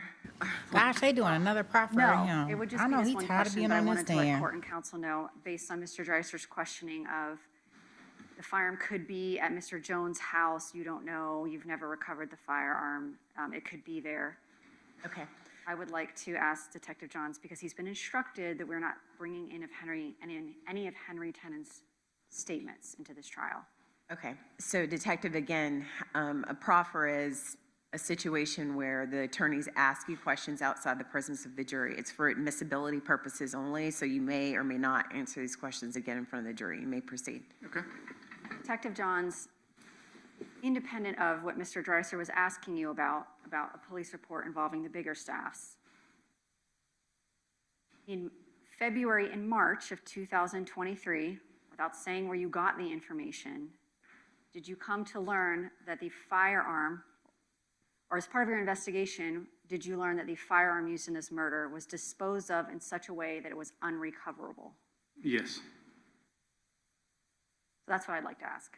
Any questions based on that? But no questions for him.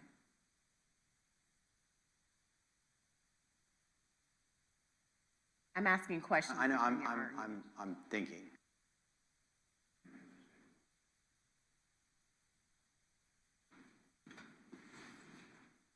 Detective Johns,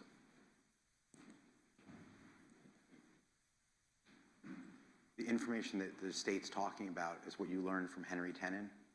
Yes. Okay. That would be inconsistent with anything that you testified regarding the firearm being stolen in Texas, correct? Both things can't be true. It can't be disposed of in February or March of 2022 and then stolen in Texas, correct? I can only testify to what I was told, and I'm only testifying to what one Biggerstaff reported. Right? And what you were told is it was disposed of in such a way it was unrecoverable, correct? Correct. So then it couldn't be in Texas with Juan Biggerstaff, correct? That's an inference. You weren't told that the gun went to Texas. That's correct. You weren't told that the gun went to Juan Biggerstaff. That's correct. You weren't told that the gun went to John Biggerstaff. Correct. What you were told by a person who's no longer cooperating, who the defense has never gotten a chance to speak to, is that the gun was put into a junker's truck, correct? A scrap metal truck. Scrap metal truck. Yes. You just told me that you don't make inferences, correct? I said you were making one. You wouldn't feel comfortable making the inference that it would never be recoverable. Mr. Tenen never told you it was a scrap truck that could never be recovered, correct? Based on the statement that he was made, I was answering a question, which was that he said it was put to a scrap metal truck. That's it. That's all he told you. He didn't say anything about it being unrecoverable, correct? Correct. You don't know if you put it, you don't even know where in the scrap metal truck you put it, correct? It was in a trailer of a scrap metal truck. You don't know that. He didn't say a trailer. He just said he put it in a scrap metal truck, correct? Correct. You don't know if it was in the front seat, correct? That's correct. You have no idea what happened to that firearm, correct? That's correct. You have no idea that if that gun went to a scrap yard and it was being unloaded, that someone wouldn't have said, hey, there's a perfectly good 10mm firearm that's only a few years old. That's unusual to be in a scrap metal truck. You don't have any idea what happened to this firearm, right? Correct. But for the state to ask you that it's unrecoverable, all the questions I just asked you would tell you that you have no idea whether it was unrecoverable because you don't know, right? I only know what Mr. Tenen testified to. And the only thing you know is that he said he put it in a scrap metal truck. That's correct. I don't have any more questions. Okay, let me see you all at sidebar.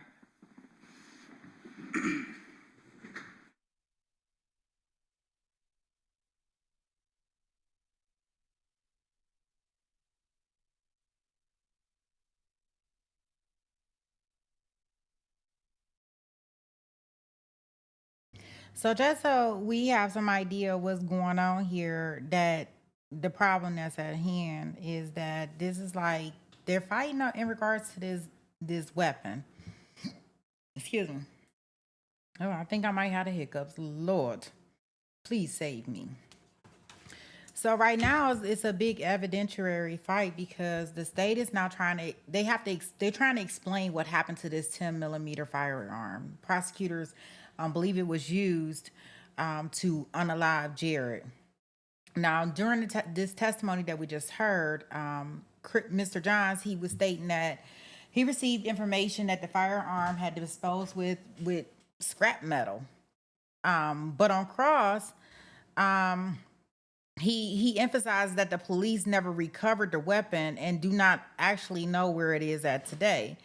So either it was scrapped or either it wasn't scrapped. Like, it can't be both. You can't get up here and say you definitively know that it's been scrapped and then in the next breath say it wasn't. You don't know.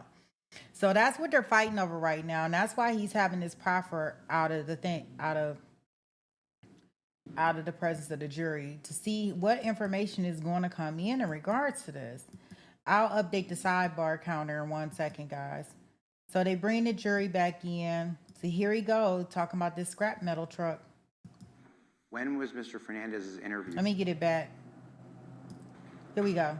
If Mario ever gave you any information, Mr. Fernandez, excuse me, gave you any information at his interview about a Ford F-150 truck. Do you recall those questions? Yes. And of course, he didn't do that, did he? No. When was Mr. Fernandez's interview with you? It was March 1st, 2022, correct? Correct. You didn't release the Ford F-150 to the media until March 9th of 2022, correct? Correct. So, Mr. Fernandez, had he told you anything about a Ford F-150 truck, he would have been making a serious admission to you that he had knowledge about the crime, correct?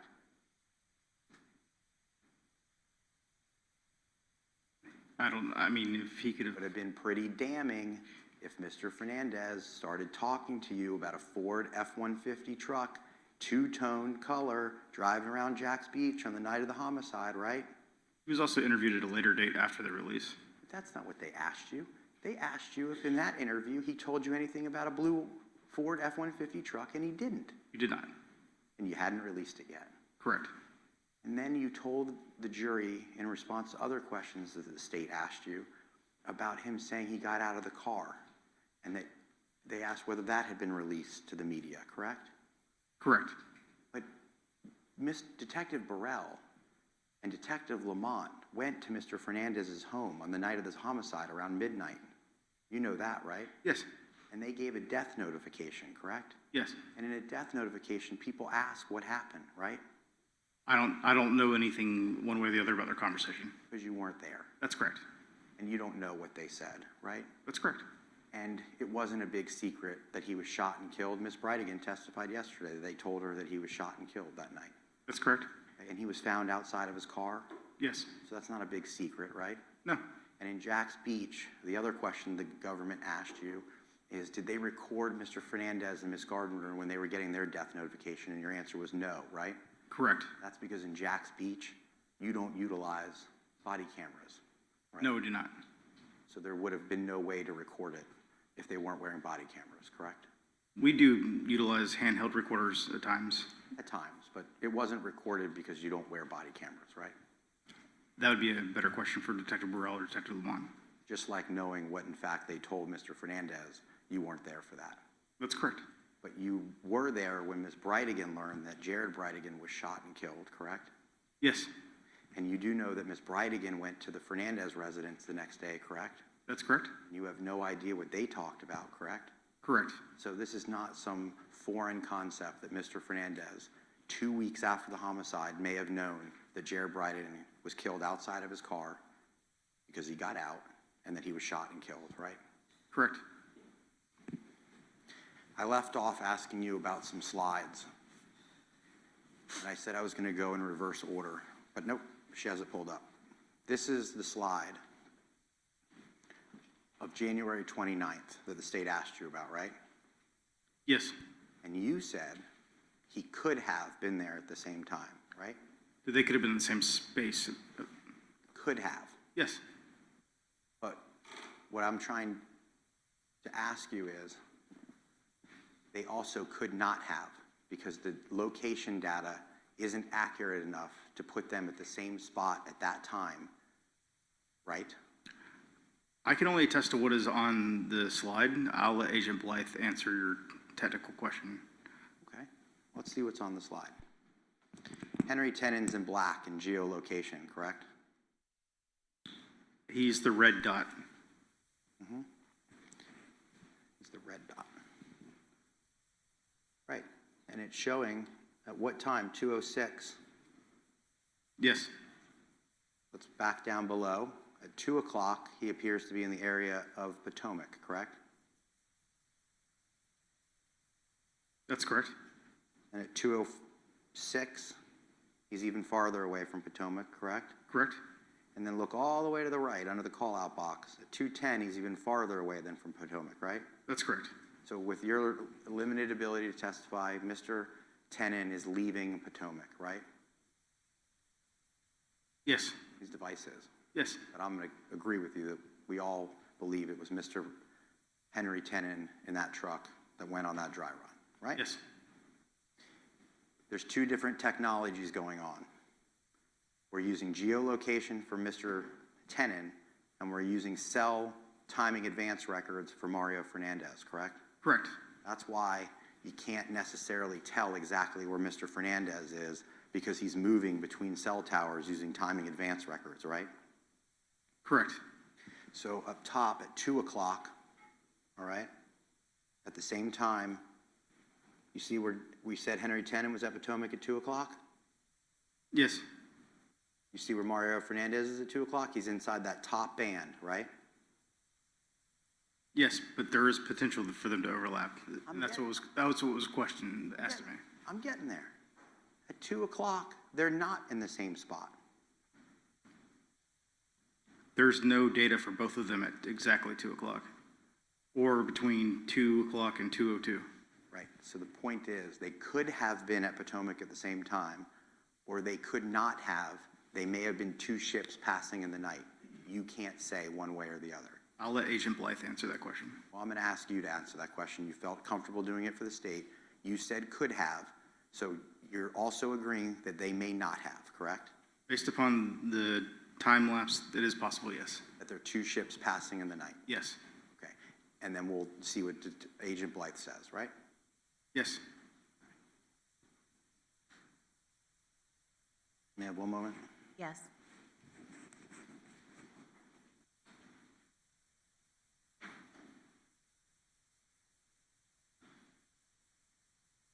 No further questions.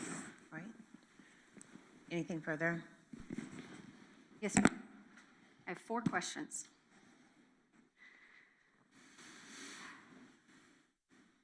Sure, yeah.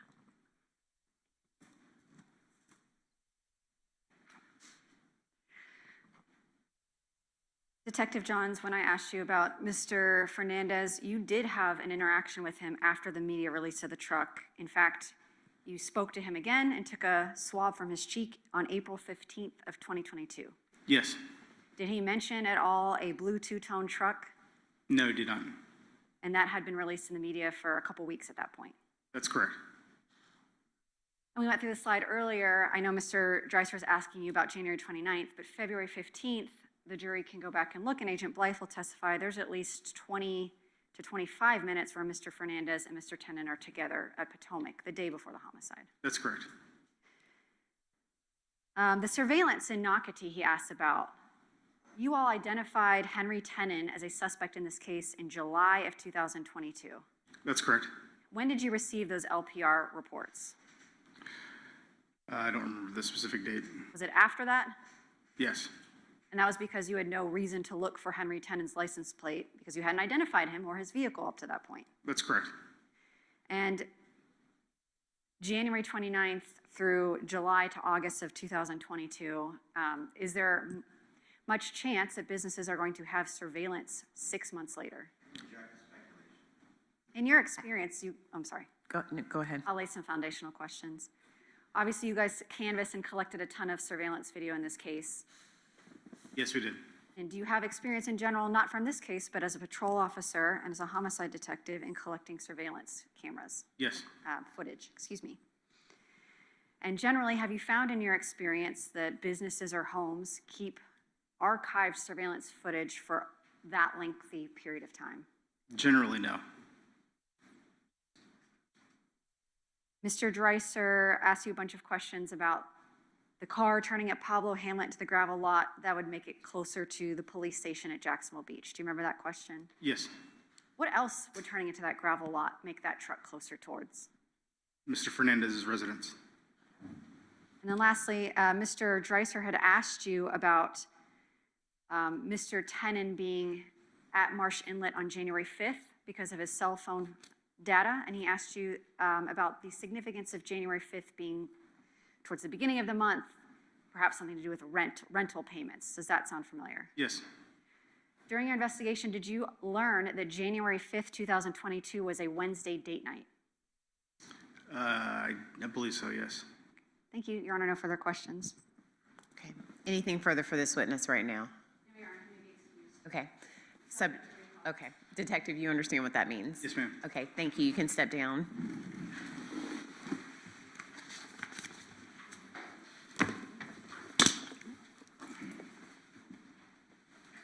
Also, Detective, before you go, the rules that I put into place about testimony at this point, you're now off the witness stand, so you can speak to the attorneys. Thank you. All right. However, the rule is still in vogue. All right, thank you. Call your next witness. The state calls Agent McStingle, Kenneth McStingle.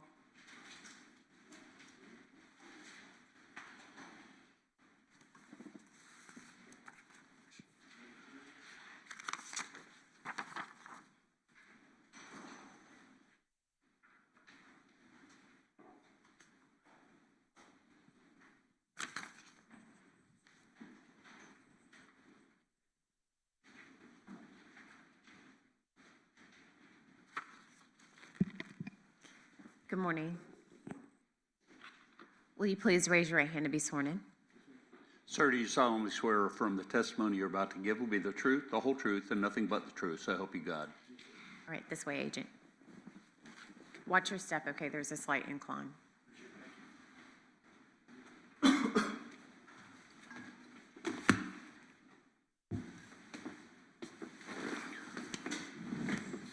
may proceed. Thank you, Your Honor.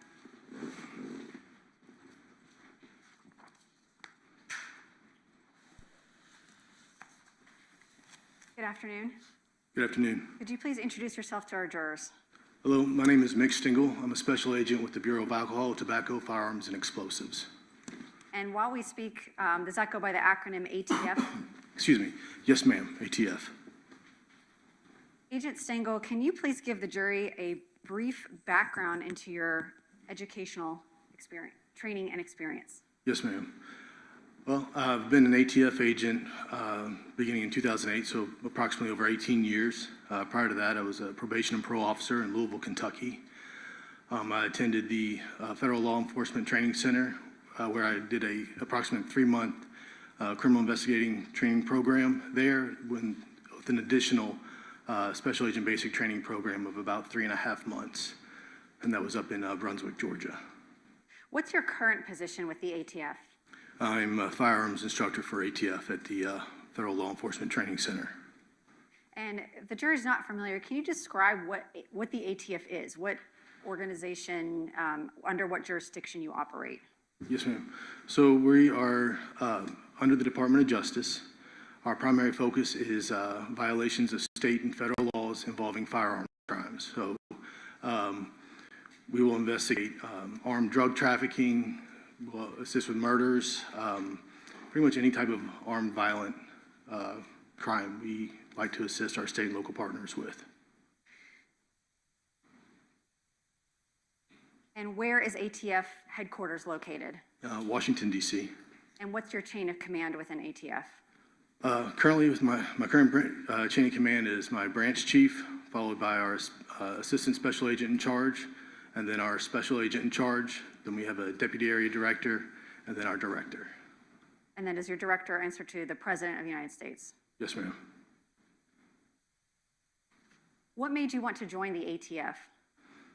I realized early on I wanted to be in law enforcement.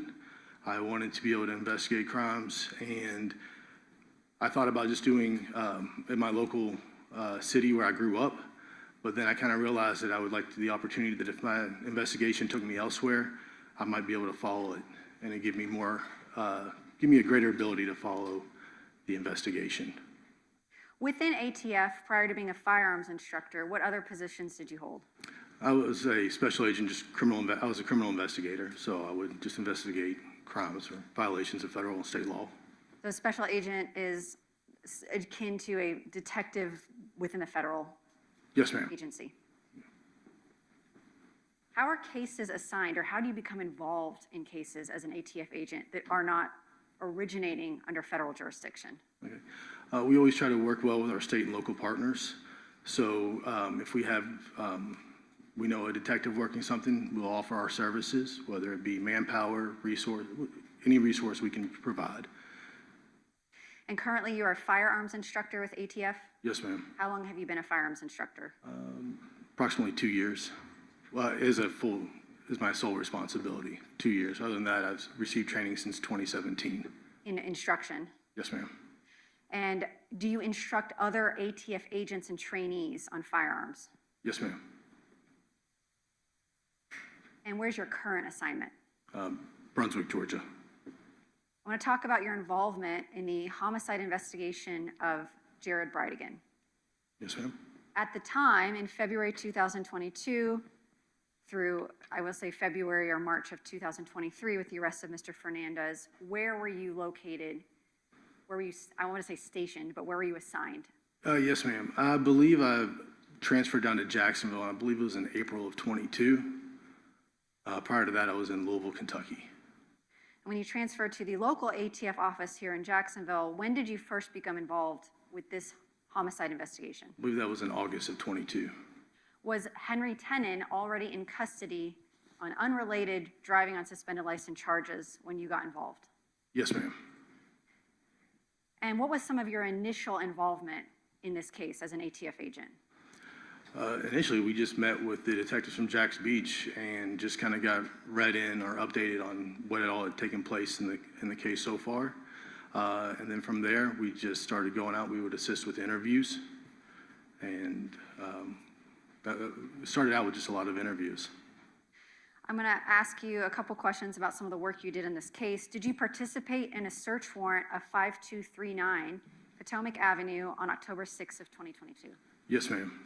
And we've heard a lot about that from other officers. Did you also participate in the recovery of a blue two-toned Ford F-150 on October 14th of 2022? Yes, ma'am. And was that at 1705 University Street? Yes, ma'am. I'm going to show you some photographs. Can you verify for me that you can see them on that screen? Yes? They haven't come up yet. Sorry. I have a thumbs up from the jury. Let's see if we can do this. No, sorry. Touch your screen and see if that helps. I drew a line. No, ma'am. Sorry. All right, now I have something. All right. Yes. I'm showing you what's been marked and entered into evidence as State's Exhibit 130. Can you tell the jury what we're looking at here? That would be the residence located at 1705 University Street. Okay, State's 131. Same residence, just picture looks like it was taken from either the sidewalk or the street, and in the back left corner is the blue two-tone Ford F-150. When you joined the investigation in August of 2022, Mr. Tendon was already in custody. What was the main focus of that investigation at that point? We spent a lot of time trying to find that truck. And did members of ATF eventually, using financial transaction records and cellular location data, zero in on the neighborhood where University Street is? Yes, ma'am. Can you describe for the jury, once you got a general area, how you all located the truck in this specific home? Utilizing the Google location data, we drove to the area 1705, and once we essentially arrived at the residence, there we were able to see the truck from the street. And in this photo, State's 131, is that fairly and accurately depict how the truck looked when you first arrived on October 14th, 2022? Yes, ma'am. Was the truck parked in the yard, clearly visible from the street? Yes, ma'am. Was it covered up in any manner? No. Did you, or rather, did you assist in securing the scene while awaiting a search warrant from Jacksonville Beach Police Department? Yes, I did.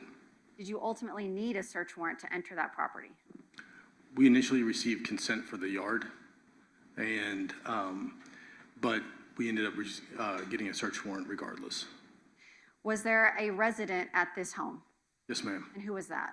Jimmy Jones? And did you kind of take the lead on speaking with Mr. Jones? Yes, I spoke with Mr. Jones. And did he have any problem with you all coming onto his property and looking at the truck? No issues, ma'am. Was he cooperative with your investigation? Very cooperative, yes, ma'am. All right, State's Exhibit 132. I'm going to describe these for the record. This is the left side of the house and the back of the truck. State's 133. You see the back of the truck. State's 134. Was this license plate number verified on scene as matching the license plate number of the vehicle you were looking for, which was Mr. Tennant's father's vehicle? Yes, ma'am. State's 135, we see the passenger side of that vehicle, and we see the tires. Yes, ma'am. In State's 136, in State's 137, front passenger headlight of the vehicle. State's 138, front driver headlight of the vehicle. State's 139, driver's side. State's 140, tires on the driver's side. State's 141, we see the bed of the vehicle. Was anything of evidentiary value found in the bed itself when you were on scene? I don't believe so. Was the truck sealed, meaning taped and towed to be processed at the Jacksonville Beach Police Department? Yes, ma'am. Is that what we're looking at here in 142, these little evidence stickers showing it's sealed? On the door, yes, ma'am. Same thing on State's 143? Yes, ma'am. Okay.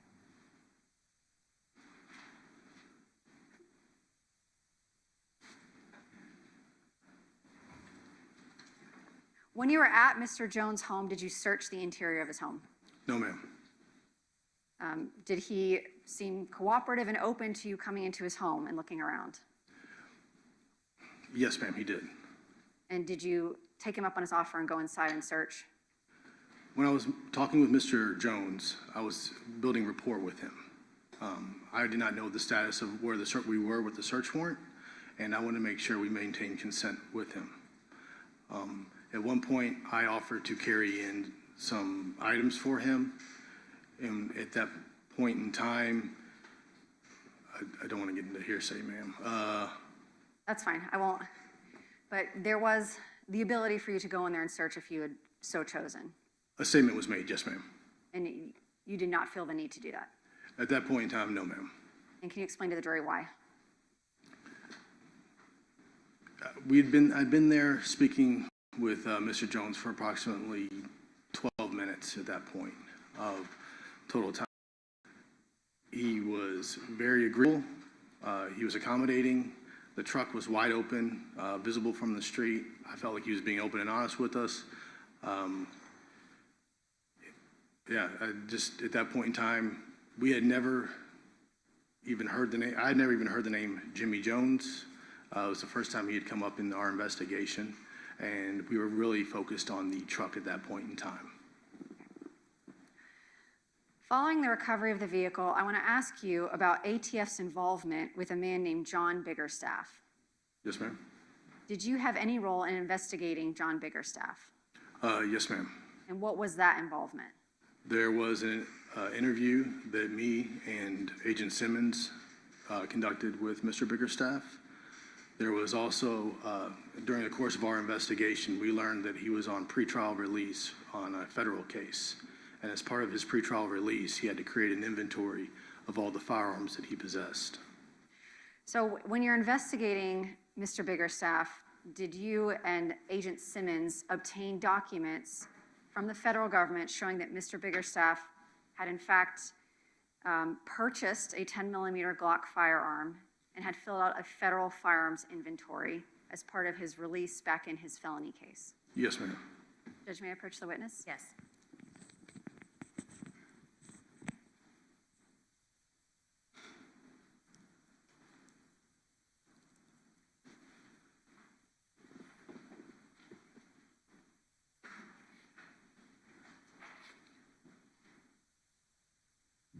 Agent Stengel, I'm going to show you it's been marked and entered into evidence as State's Exhibit 191. Yes, ma'am. Take your time and look at that.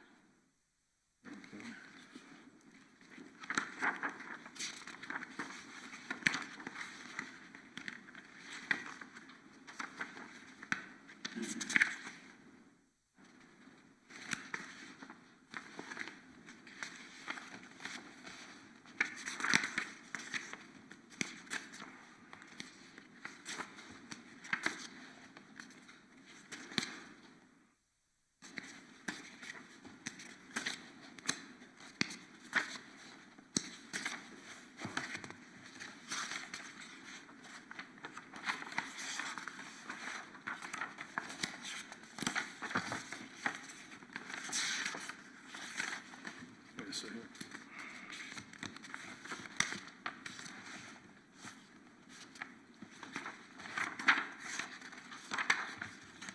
Okay. Do you recognize these documents? Yes, ma'am. And what are these? These are certified copies of 4473s. It's an ATF form that you complete when you are purchasing a firearm from a federal firearms licensee or a gun store. And within those FFL E-Trace purchase records from the federal government, first of all, do they belong to John Biggerstaff?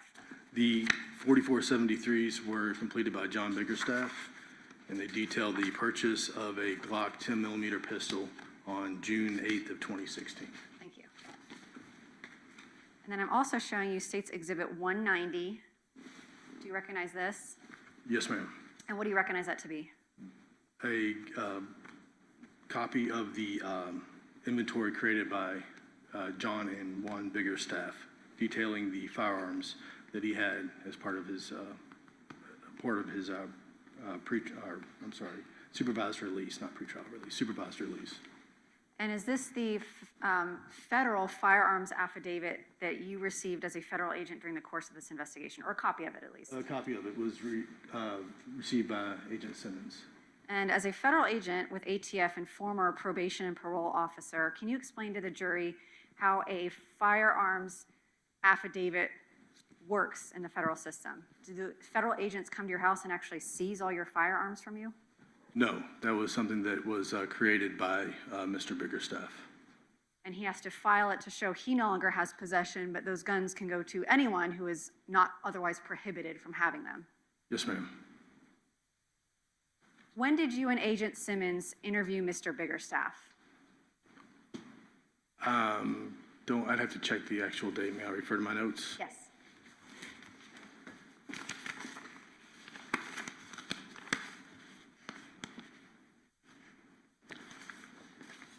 November 18th of 2022, And where did you and Agent Simmons speak to Mr. Biggerstaff at? in his residence. When you were at his residence, did you see any items that you would consider to be accessories for firearms, ammunition, or other weapons? There was, he maintained a gun safe, or better described as a gun cabinet, And where was it located? on his back porch. Can you describe for the jury what it looked like? Again, it was more of a gun cabinet. I'd say a thinner metal. Usually a gun safe would have reinforced walls, maybe some fire retardant in it. This was just a cheap, thin metal, about approximate, maybe a little over a foot in width, maybe 5 feet tall at best. And was it consistent with, in your experience with ATF as a firearms instructor, something someone would store firearms in? Yes, you could put guns in it. More than one? Yes, ma'am. At the time you saw it, were there any firearms inside of it? No, ma'am. What was inside of it? I believe it was gardening tools. And was it appear new and in good condition, or how did it appear to you? I don't believe it locked anymore. It looked pretty beat up.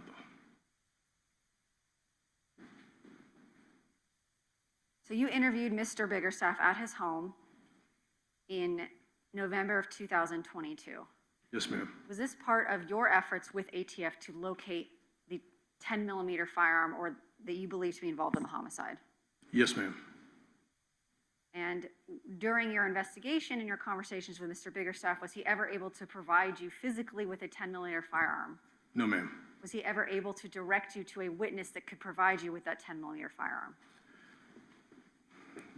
Direct me towards a witness. I believe they went in the direction of interviewing his son, Juan Biggerstaff. And did you interview I'm sorry, I'm going to have to use their full name so we can differentiate on the record. Mr. Juan Biggerstaff, did you and Agent Simmons and other members of the team speak with Mr. Juan Biggerstaff? Yes, but initially so did our counterparts in Dallas. ATF agents in Dallas also interviewed Mr. Juan Biggerstaff. And why is it that you had counterparts within ATF interview him? Was he local or was he out of state? He was living in Texas at the time.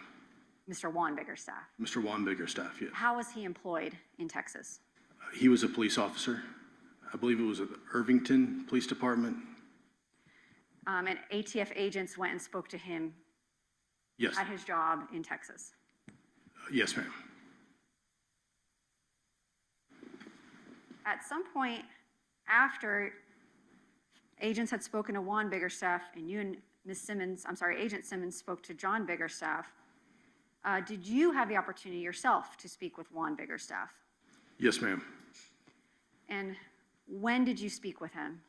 I believe we spoke with him in December of 22 when he came into the state attorney's office while he was in town on a trip. At that point, had you had any success in locating the whereabouts of the 10 millimeter firearm that Mr. John Biggerstaff had once owned? No, we have not. And you had agents speak to his son, Juan Biggerstaff. Yes, ma'am. Did you speak to a man named Fred Barton? Yes, ma'am. And still no information about where his 10 millimeter firearm was located? Yes, ma'am, correct. When Juan Biggerstaff came to speak with you at the state attorney's office at the Crime Gun Intelligence Center, did you all ask him to wear a wire on his father, John Biggerstaff? Yes, ma'am. And can you explain to the jury what it means to wear a wire? We gave him a recording device, which we actually gave him, I believe, 2 recording devices, one that was audio and one that recorded audio and video. We provided those to him, and then he went to his father's residence. Was he willing to wear it? I would describe him as apprehensive, but willing. And at the time that you asked him to do this, was he still employed as a police officer with the Irving Police Department in Texas? I believe so.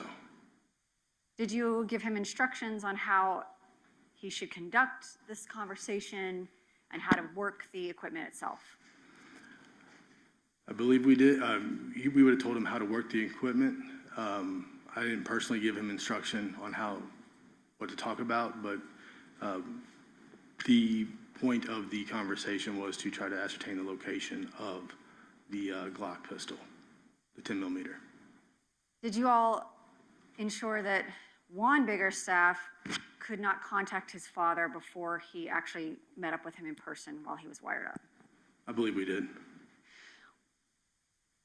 Once he went to his father's house and had a conversation with him, did you review the contents of the wire recording? Yes. Were there portions of the audio missing from that recording? Yes, ma'am. From that conversation, did it appear to be, well, what was the tone of the conversation without saying what was said? Right.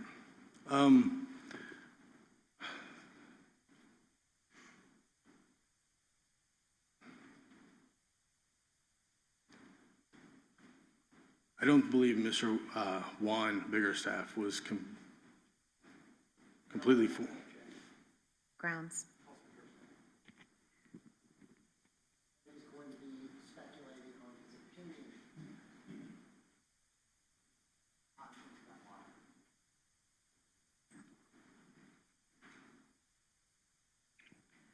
So as to the speculation, I'm going to ask that you just rephrase that it has to be his own personal knowledge, and I'll overrule the other.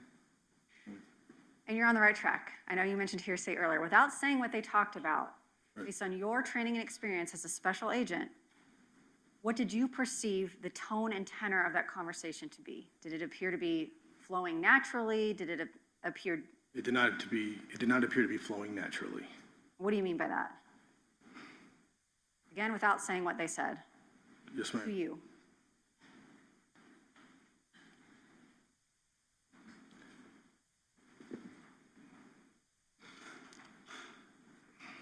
I'm trying to recall exactly. It just did not seem natural. I know I'm repeating myself. I apologize.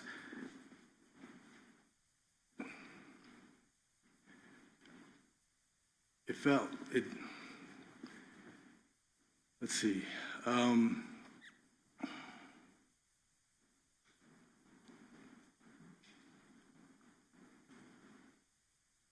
The conversation presented itself as if that he was wearing a wire, that there was,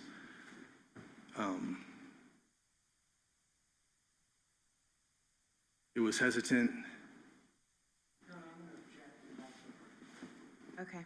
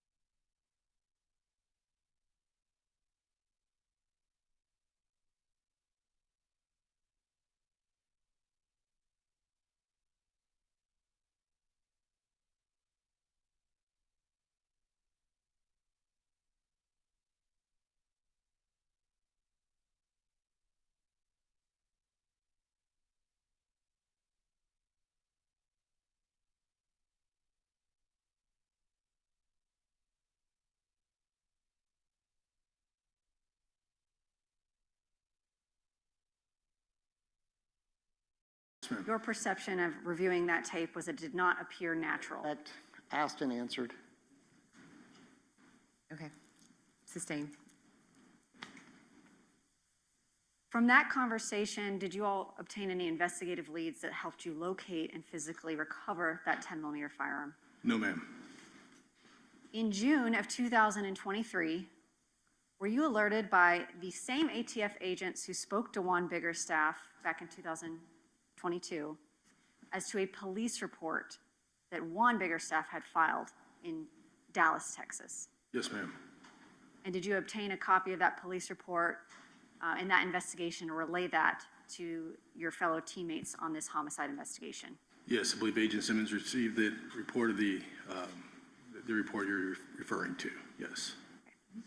Yes, sorry about that. Do you need him to repeat? Okay, I have no further questions, Your Honor. all right, thank you. Yes, Your Honor, may we approach just for scheduling purposes? Yes. My God.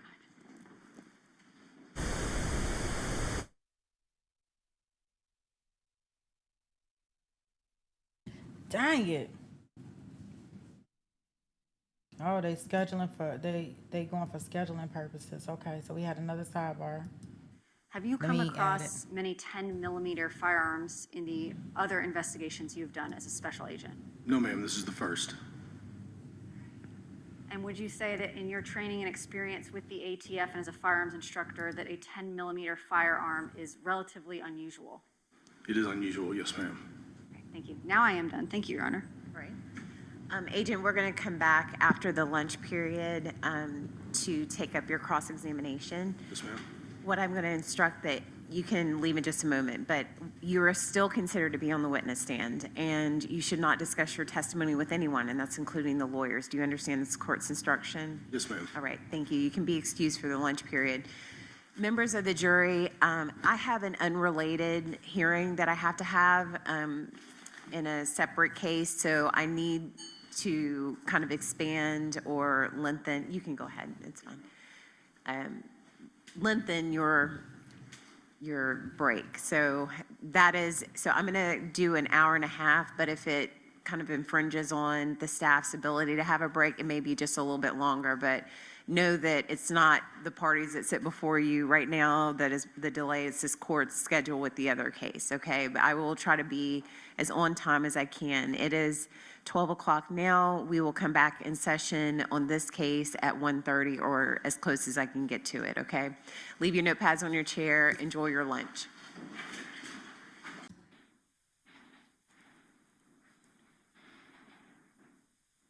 Affidavits that are contained, I haven't had a chance to read that. I guess Mr. Hathaway pulled them in, so I need a second to read the affidavits. But I can, I guess, hear from the parties, because this was later, just so the record is clear, later in the day, yesterday, there was a request by the defense to put this case on for status, and obviously, we're in the middle of trial. Was that a knock? Well, we're gonna pause for a moment. Oh. Sorry, I didn't know what door that was coming from. All right, so. Okay, y'all, I'm trying to figure out, I don't know if this has to do with, oh goodness, what is that girl name? Shayna Gardner. I'm assuming it may have to do with something that we are dealing with. I'm trying to figure out if this lady on the screen is plastic. She almost looked like a little plastic doll. I've been staring at her so long that I'm like, dang, is she a little plastic doll trying to find my unmute button? I don't know. Oh, she go all the way in. She even dyed her eyebrows. I like that. She's staying all the way down with it. Let me see. I don't know, guys. The judge said she had to do another hearing on an unrelated case, but I don't know if this is it. So let's see.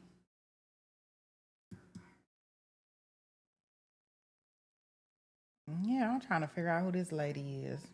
Mr. Hathaway, the clerk just handed me one is Ms. Gardner's notice of sworn affidavits in support. And so then there are two affidavits that are contained. I haven't had a chance to read that. I guess Mr. Hathaway pulled them in, so I need a second to read the affidavits.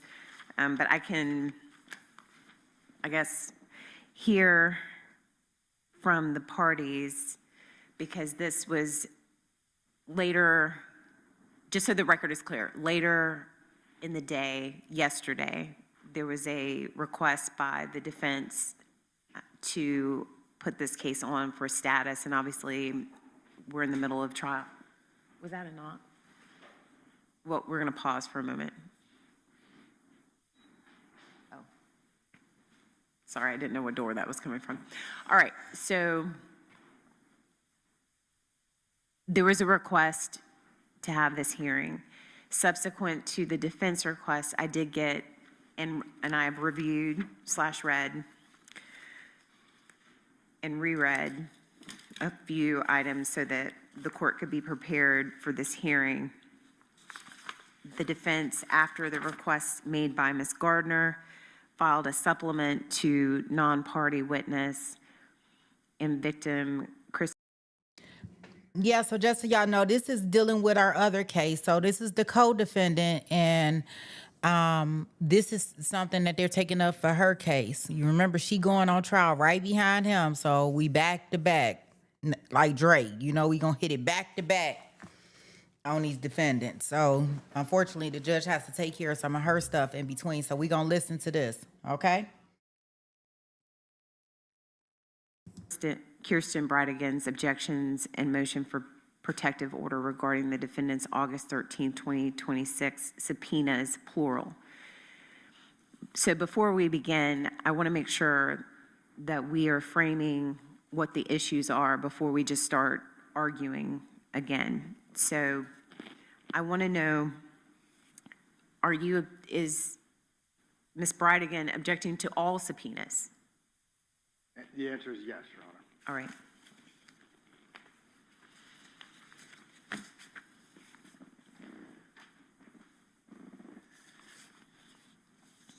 Is there anything that, from Ms. Gardner's perspective, we need to take up before I address the objections to the subpoenas?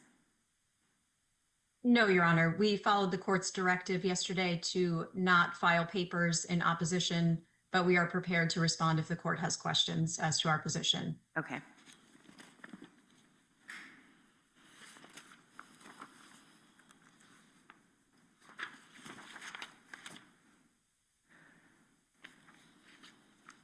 All right, Mr. Clifton, I will hear your objections so that we're organized. I want you to go subpoena by subpoena as to what the specific objections are by Ms. Bridegan. Yes, Your Honor. And I'll start just overlay, because it's not necessarily just a specific objection to each subpoena. I mean, there's 2 subpoenas. But overall, our objection is that we have not been provided the information of materiality and why these subpoenas are necessary, which creates a situation where then we are arguing in the dark. All right, I'll stop you there. Okay. For the record, this is the court's 7th hearing, I believe, on this matter. If it's just an overarching, you don't know why, I want to address that, and I believe the court addressed it issue by issue, okay, in its order as to why the court is requiring the production as it relates to the paragraphs from the initial subpoenas A and B.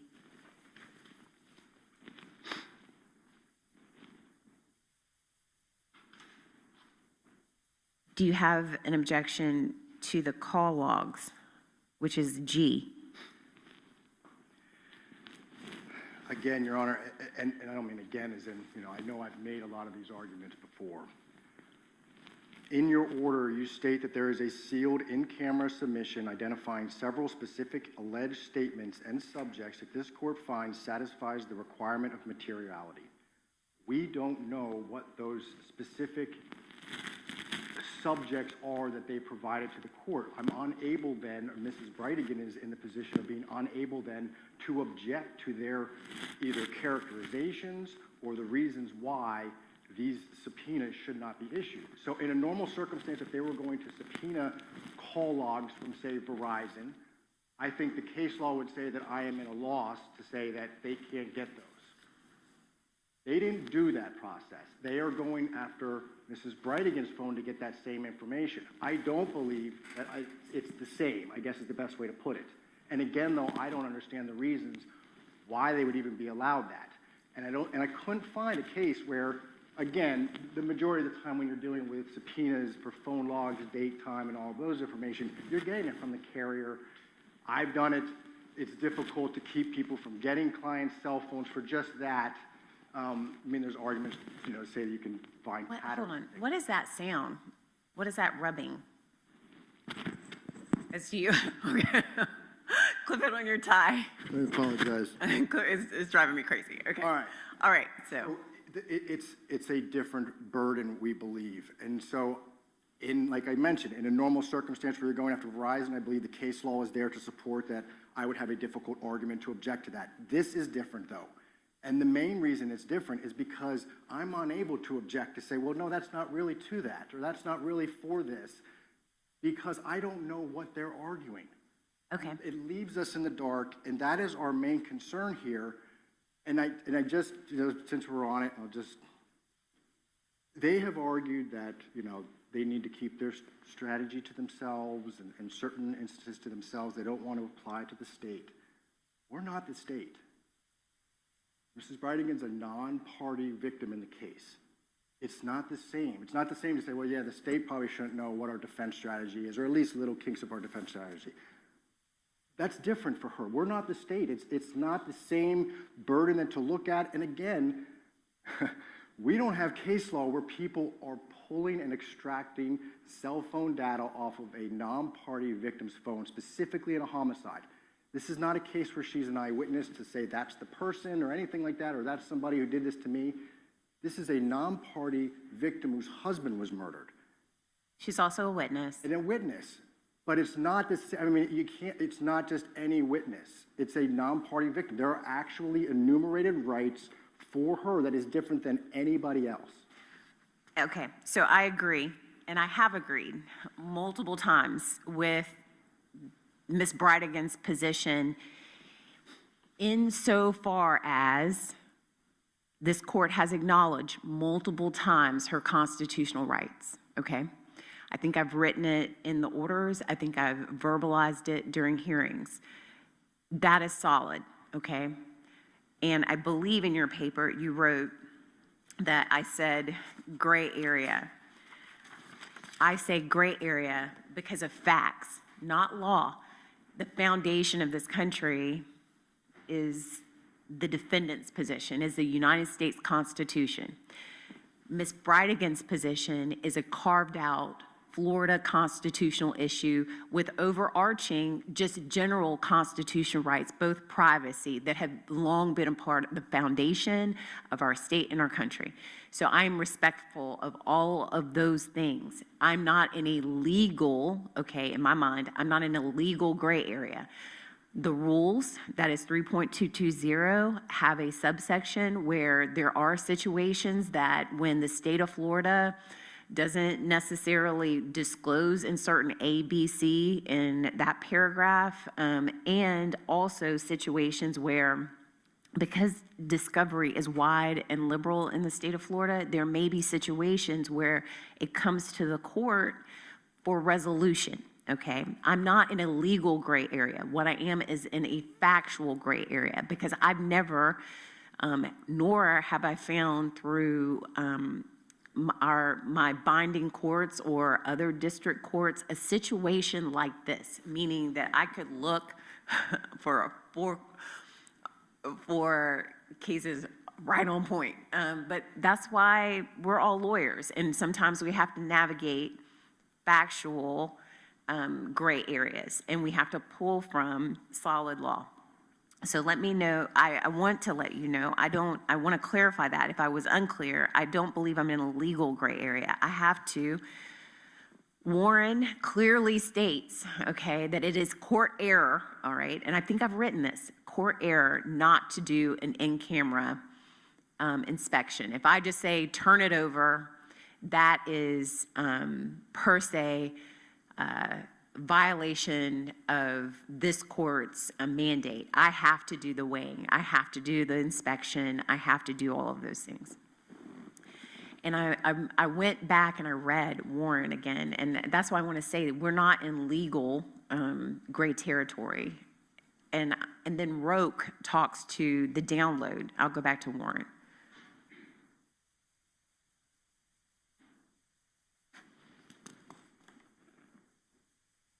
But Warren, the trial court, and these obviously are different, but they were still, that is, the trial court was interpreting the Florida Constitution just on a general privacy right, because obviously the victim's rights were not a part of that case.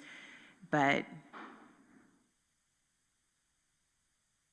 it's at Head Note 7, which appears to be,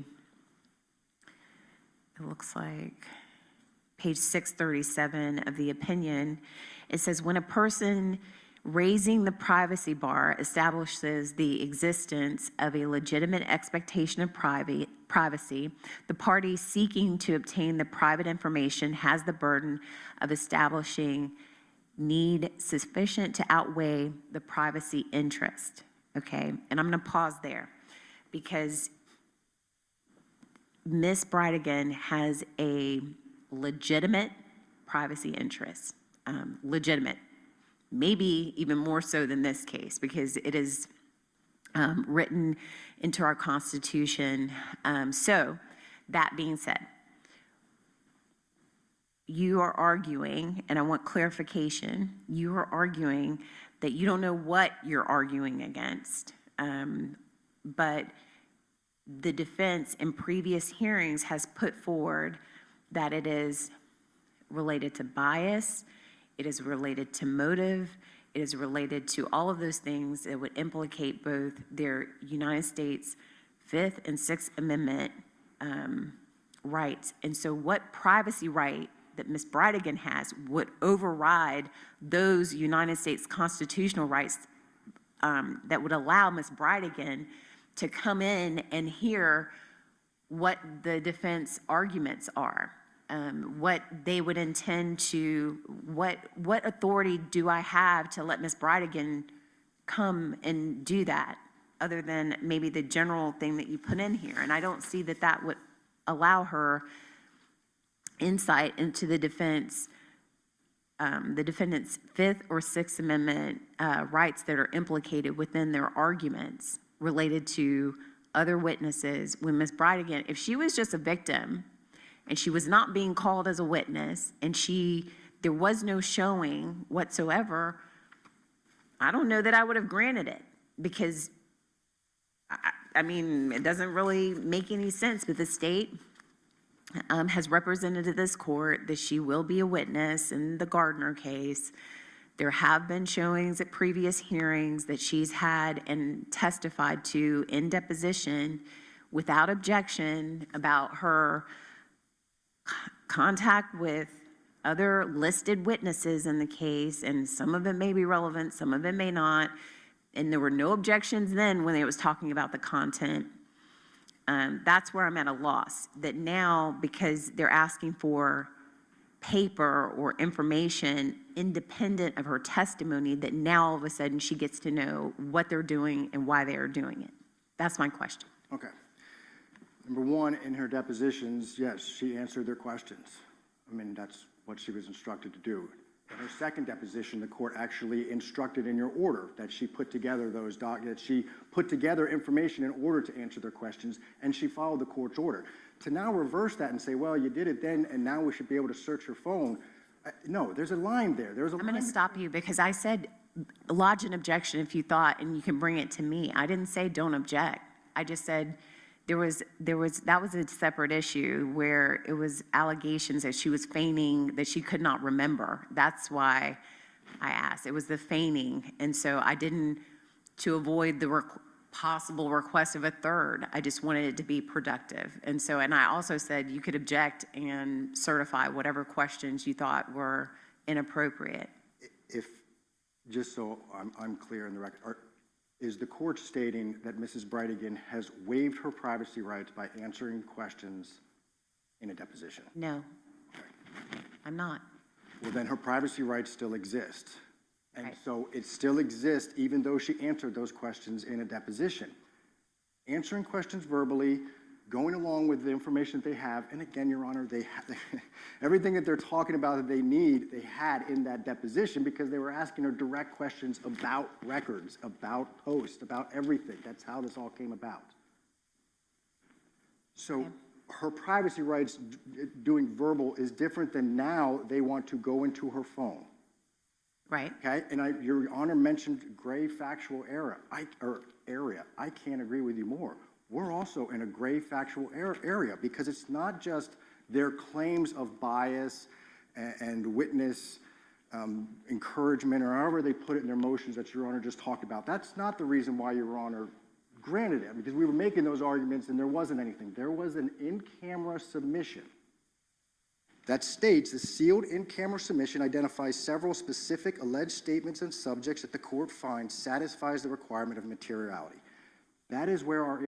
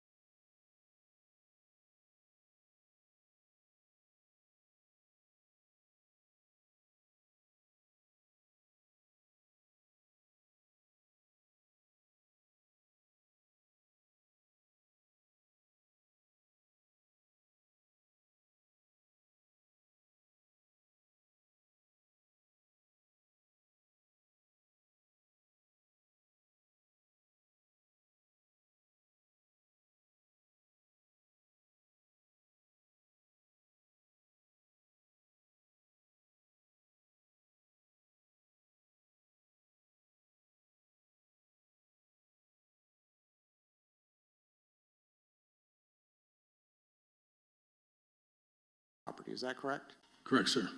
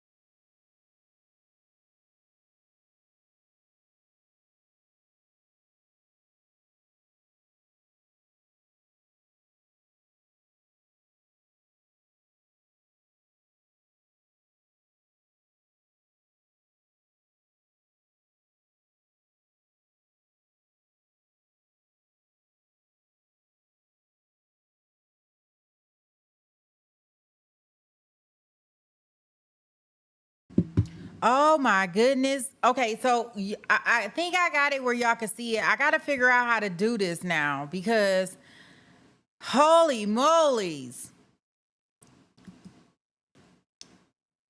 Okay. Roll call. It's not a string. I got it paused right now. I need to check the trap first. I'm trying to figure out what's the best way for me to do this. What a dang on bummer. I don't know how to I'm trying to figure out what's the best way for me to do another alert to let them know we back live and we back in motion. I don't know what to do. Dying, and it took away everything because I'll be streaming to X too.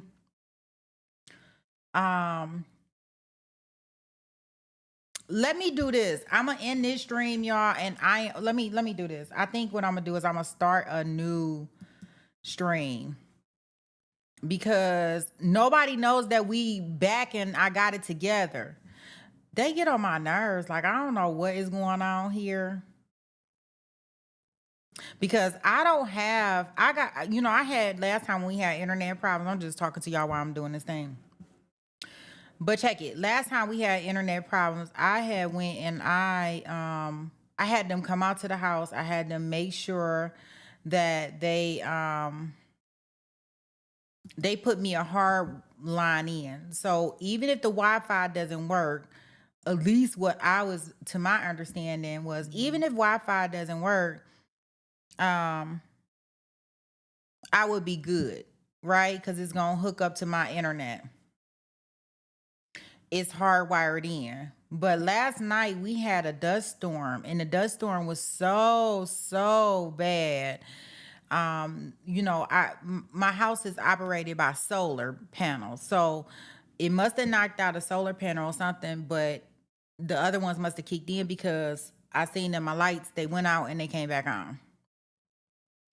So I say all that to say is that I found it very surprising that even though Wi-Fi is not working in the area, I can see like the trucks, because I'm like, my house is like towards the street, so I can kind of see the trucks like at the light, at the the telephone pole thing doing stuff. I know, a whole bunch of malarkey. So just because I don't know, I don't want anybody to, I want to make sure that everybody knows that the lights are back on here. So let me go ahead and create another link. That way people know that we are back up and running, and yeah, and then we'll get our day started. I'll have this one where it ends and kind of like drops us off into the new one. I apologize, guys. I know we will be moving. We got to move. We got to get busy. We got our other trial that's going to be starting in a couple hours. So I'm like, what is going on? So this will be part 2.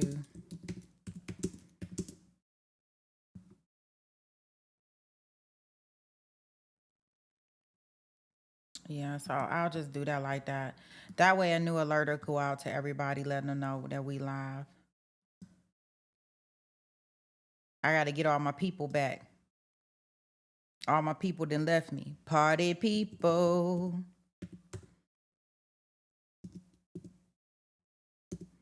Yeah, and I'll just keep my fingers crossed for the rest of the day.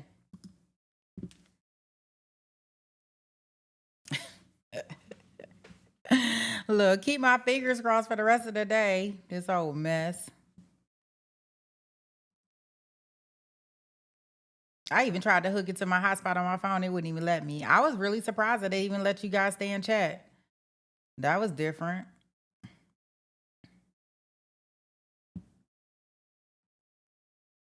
Okay, so I am going to end this. It will send you over to our new stream, and that way it'll send a thing out to all our other friends and let them know that we are live. Time to get live. Time to get rich. Yeah.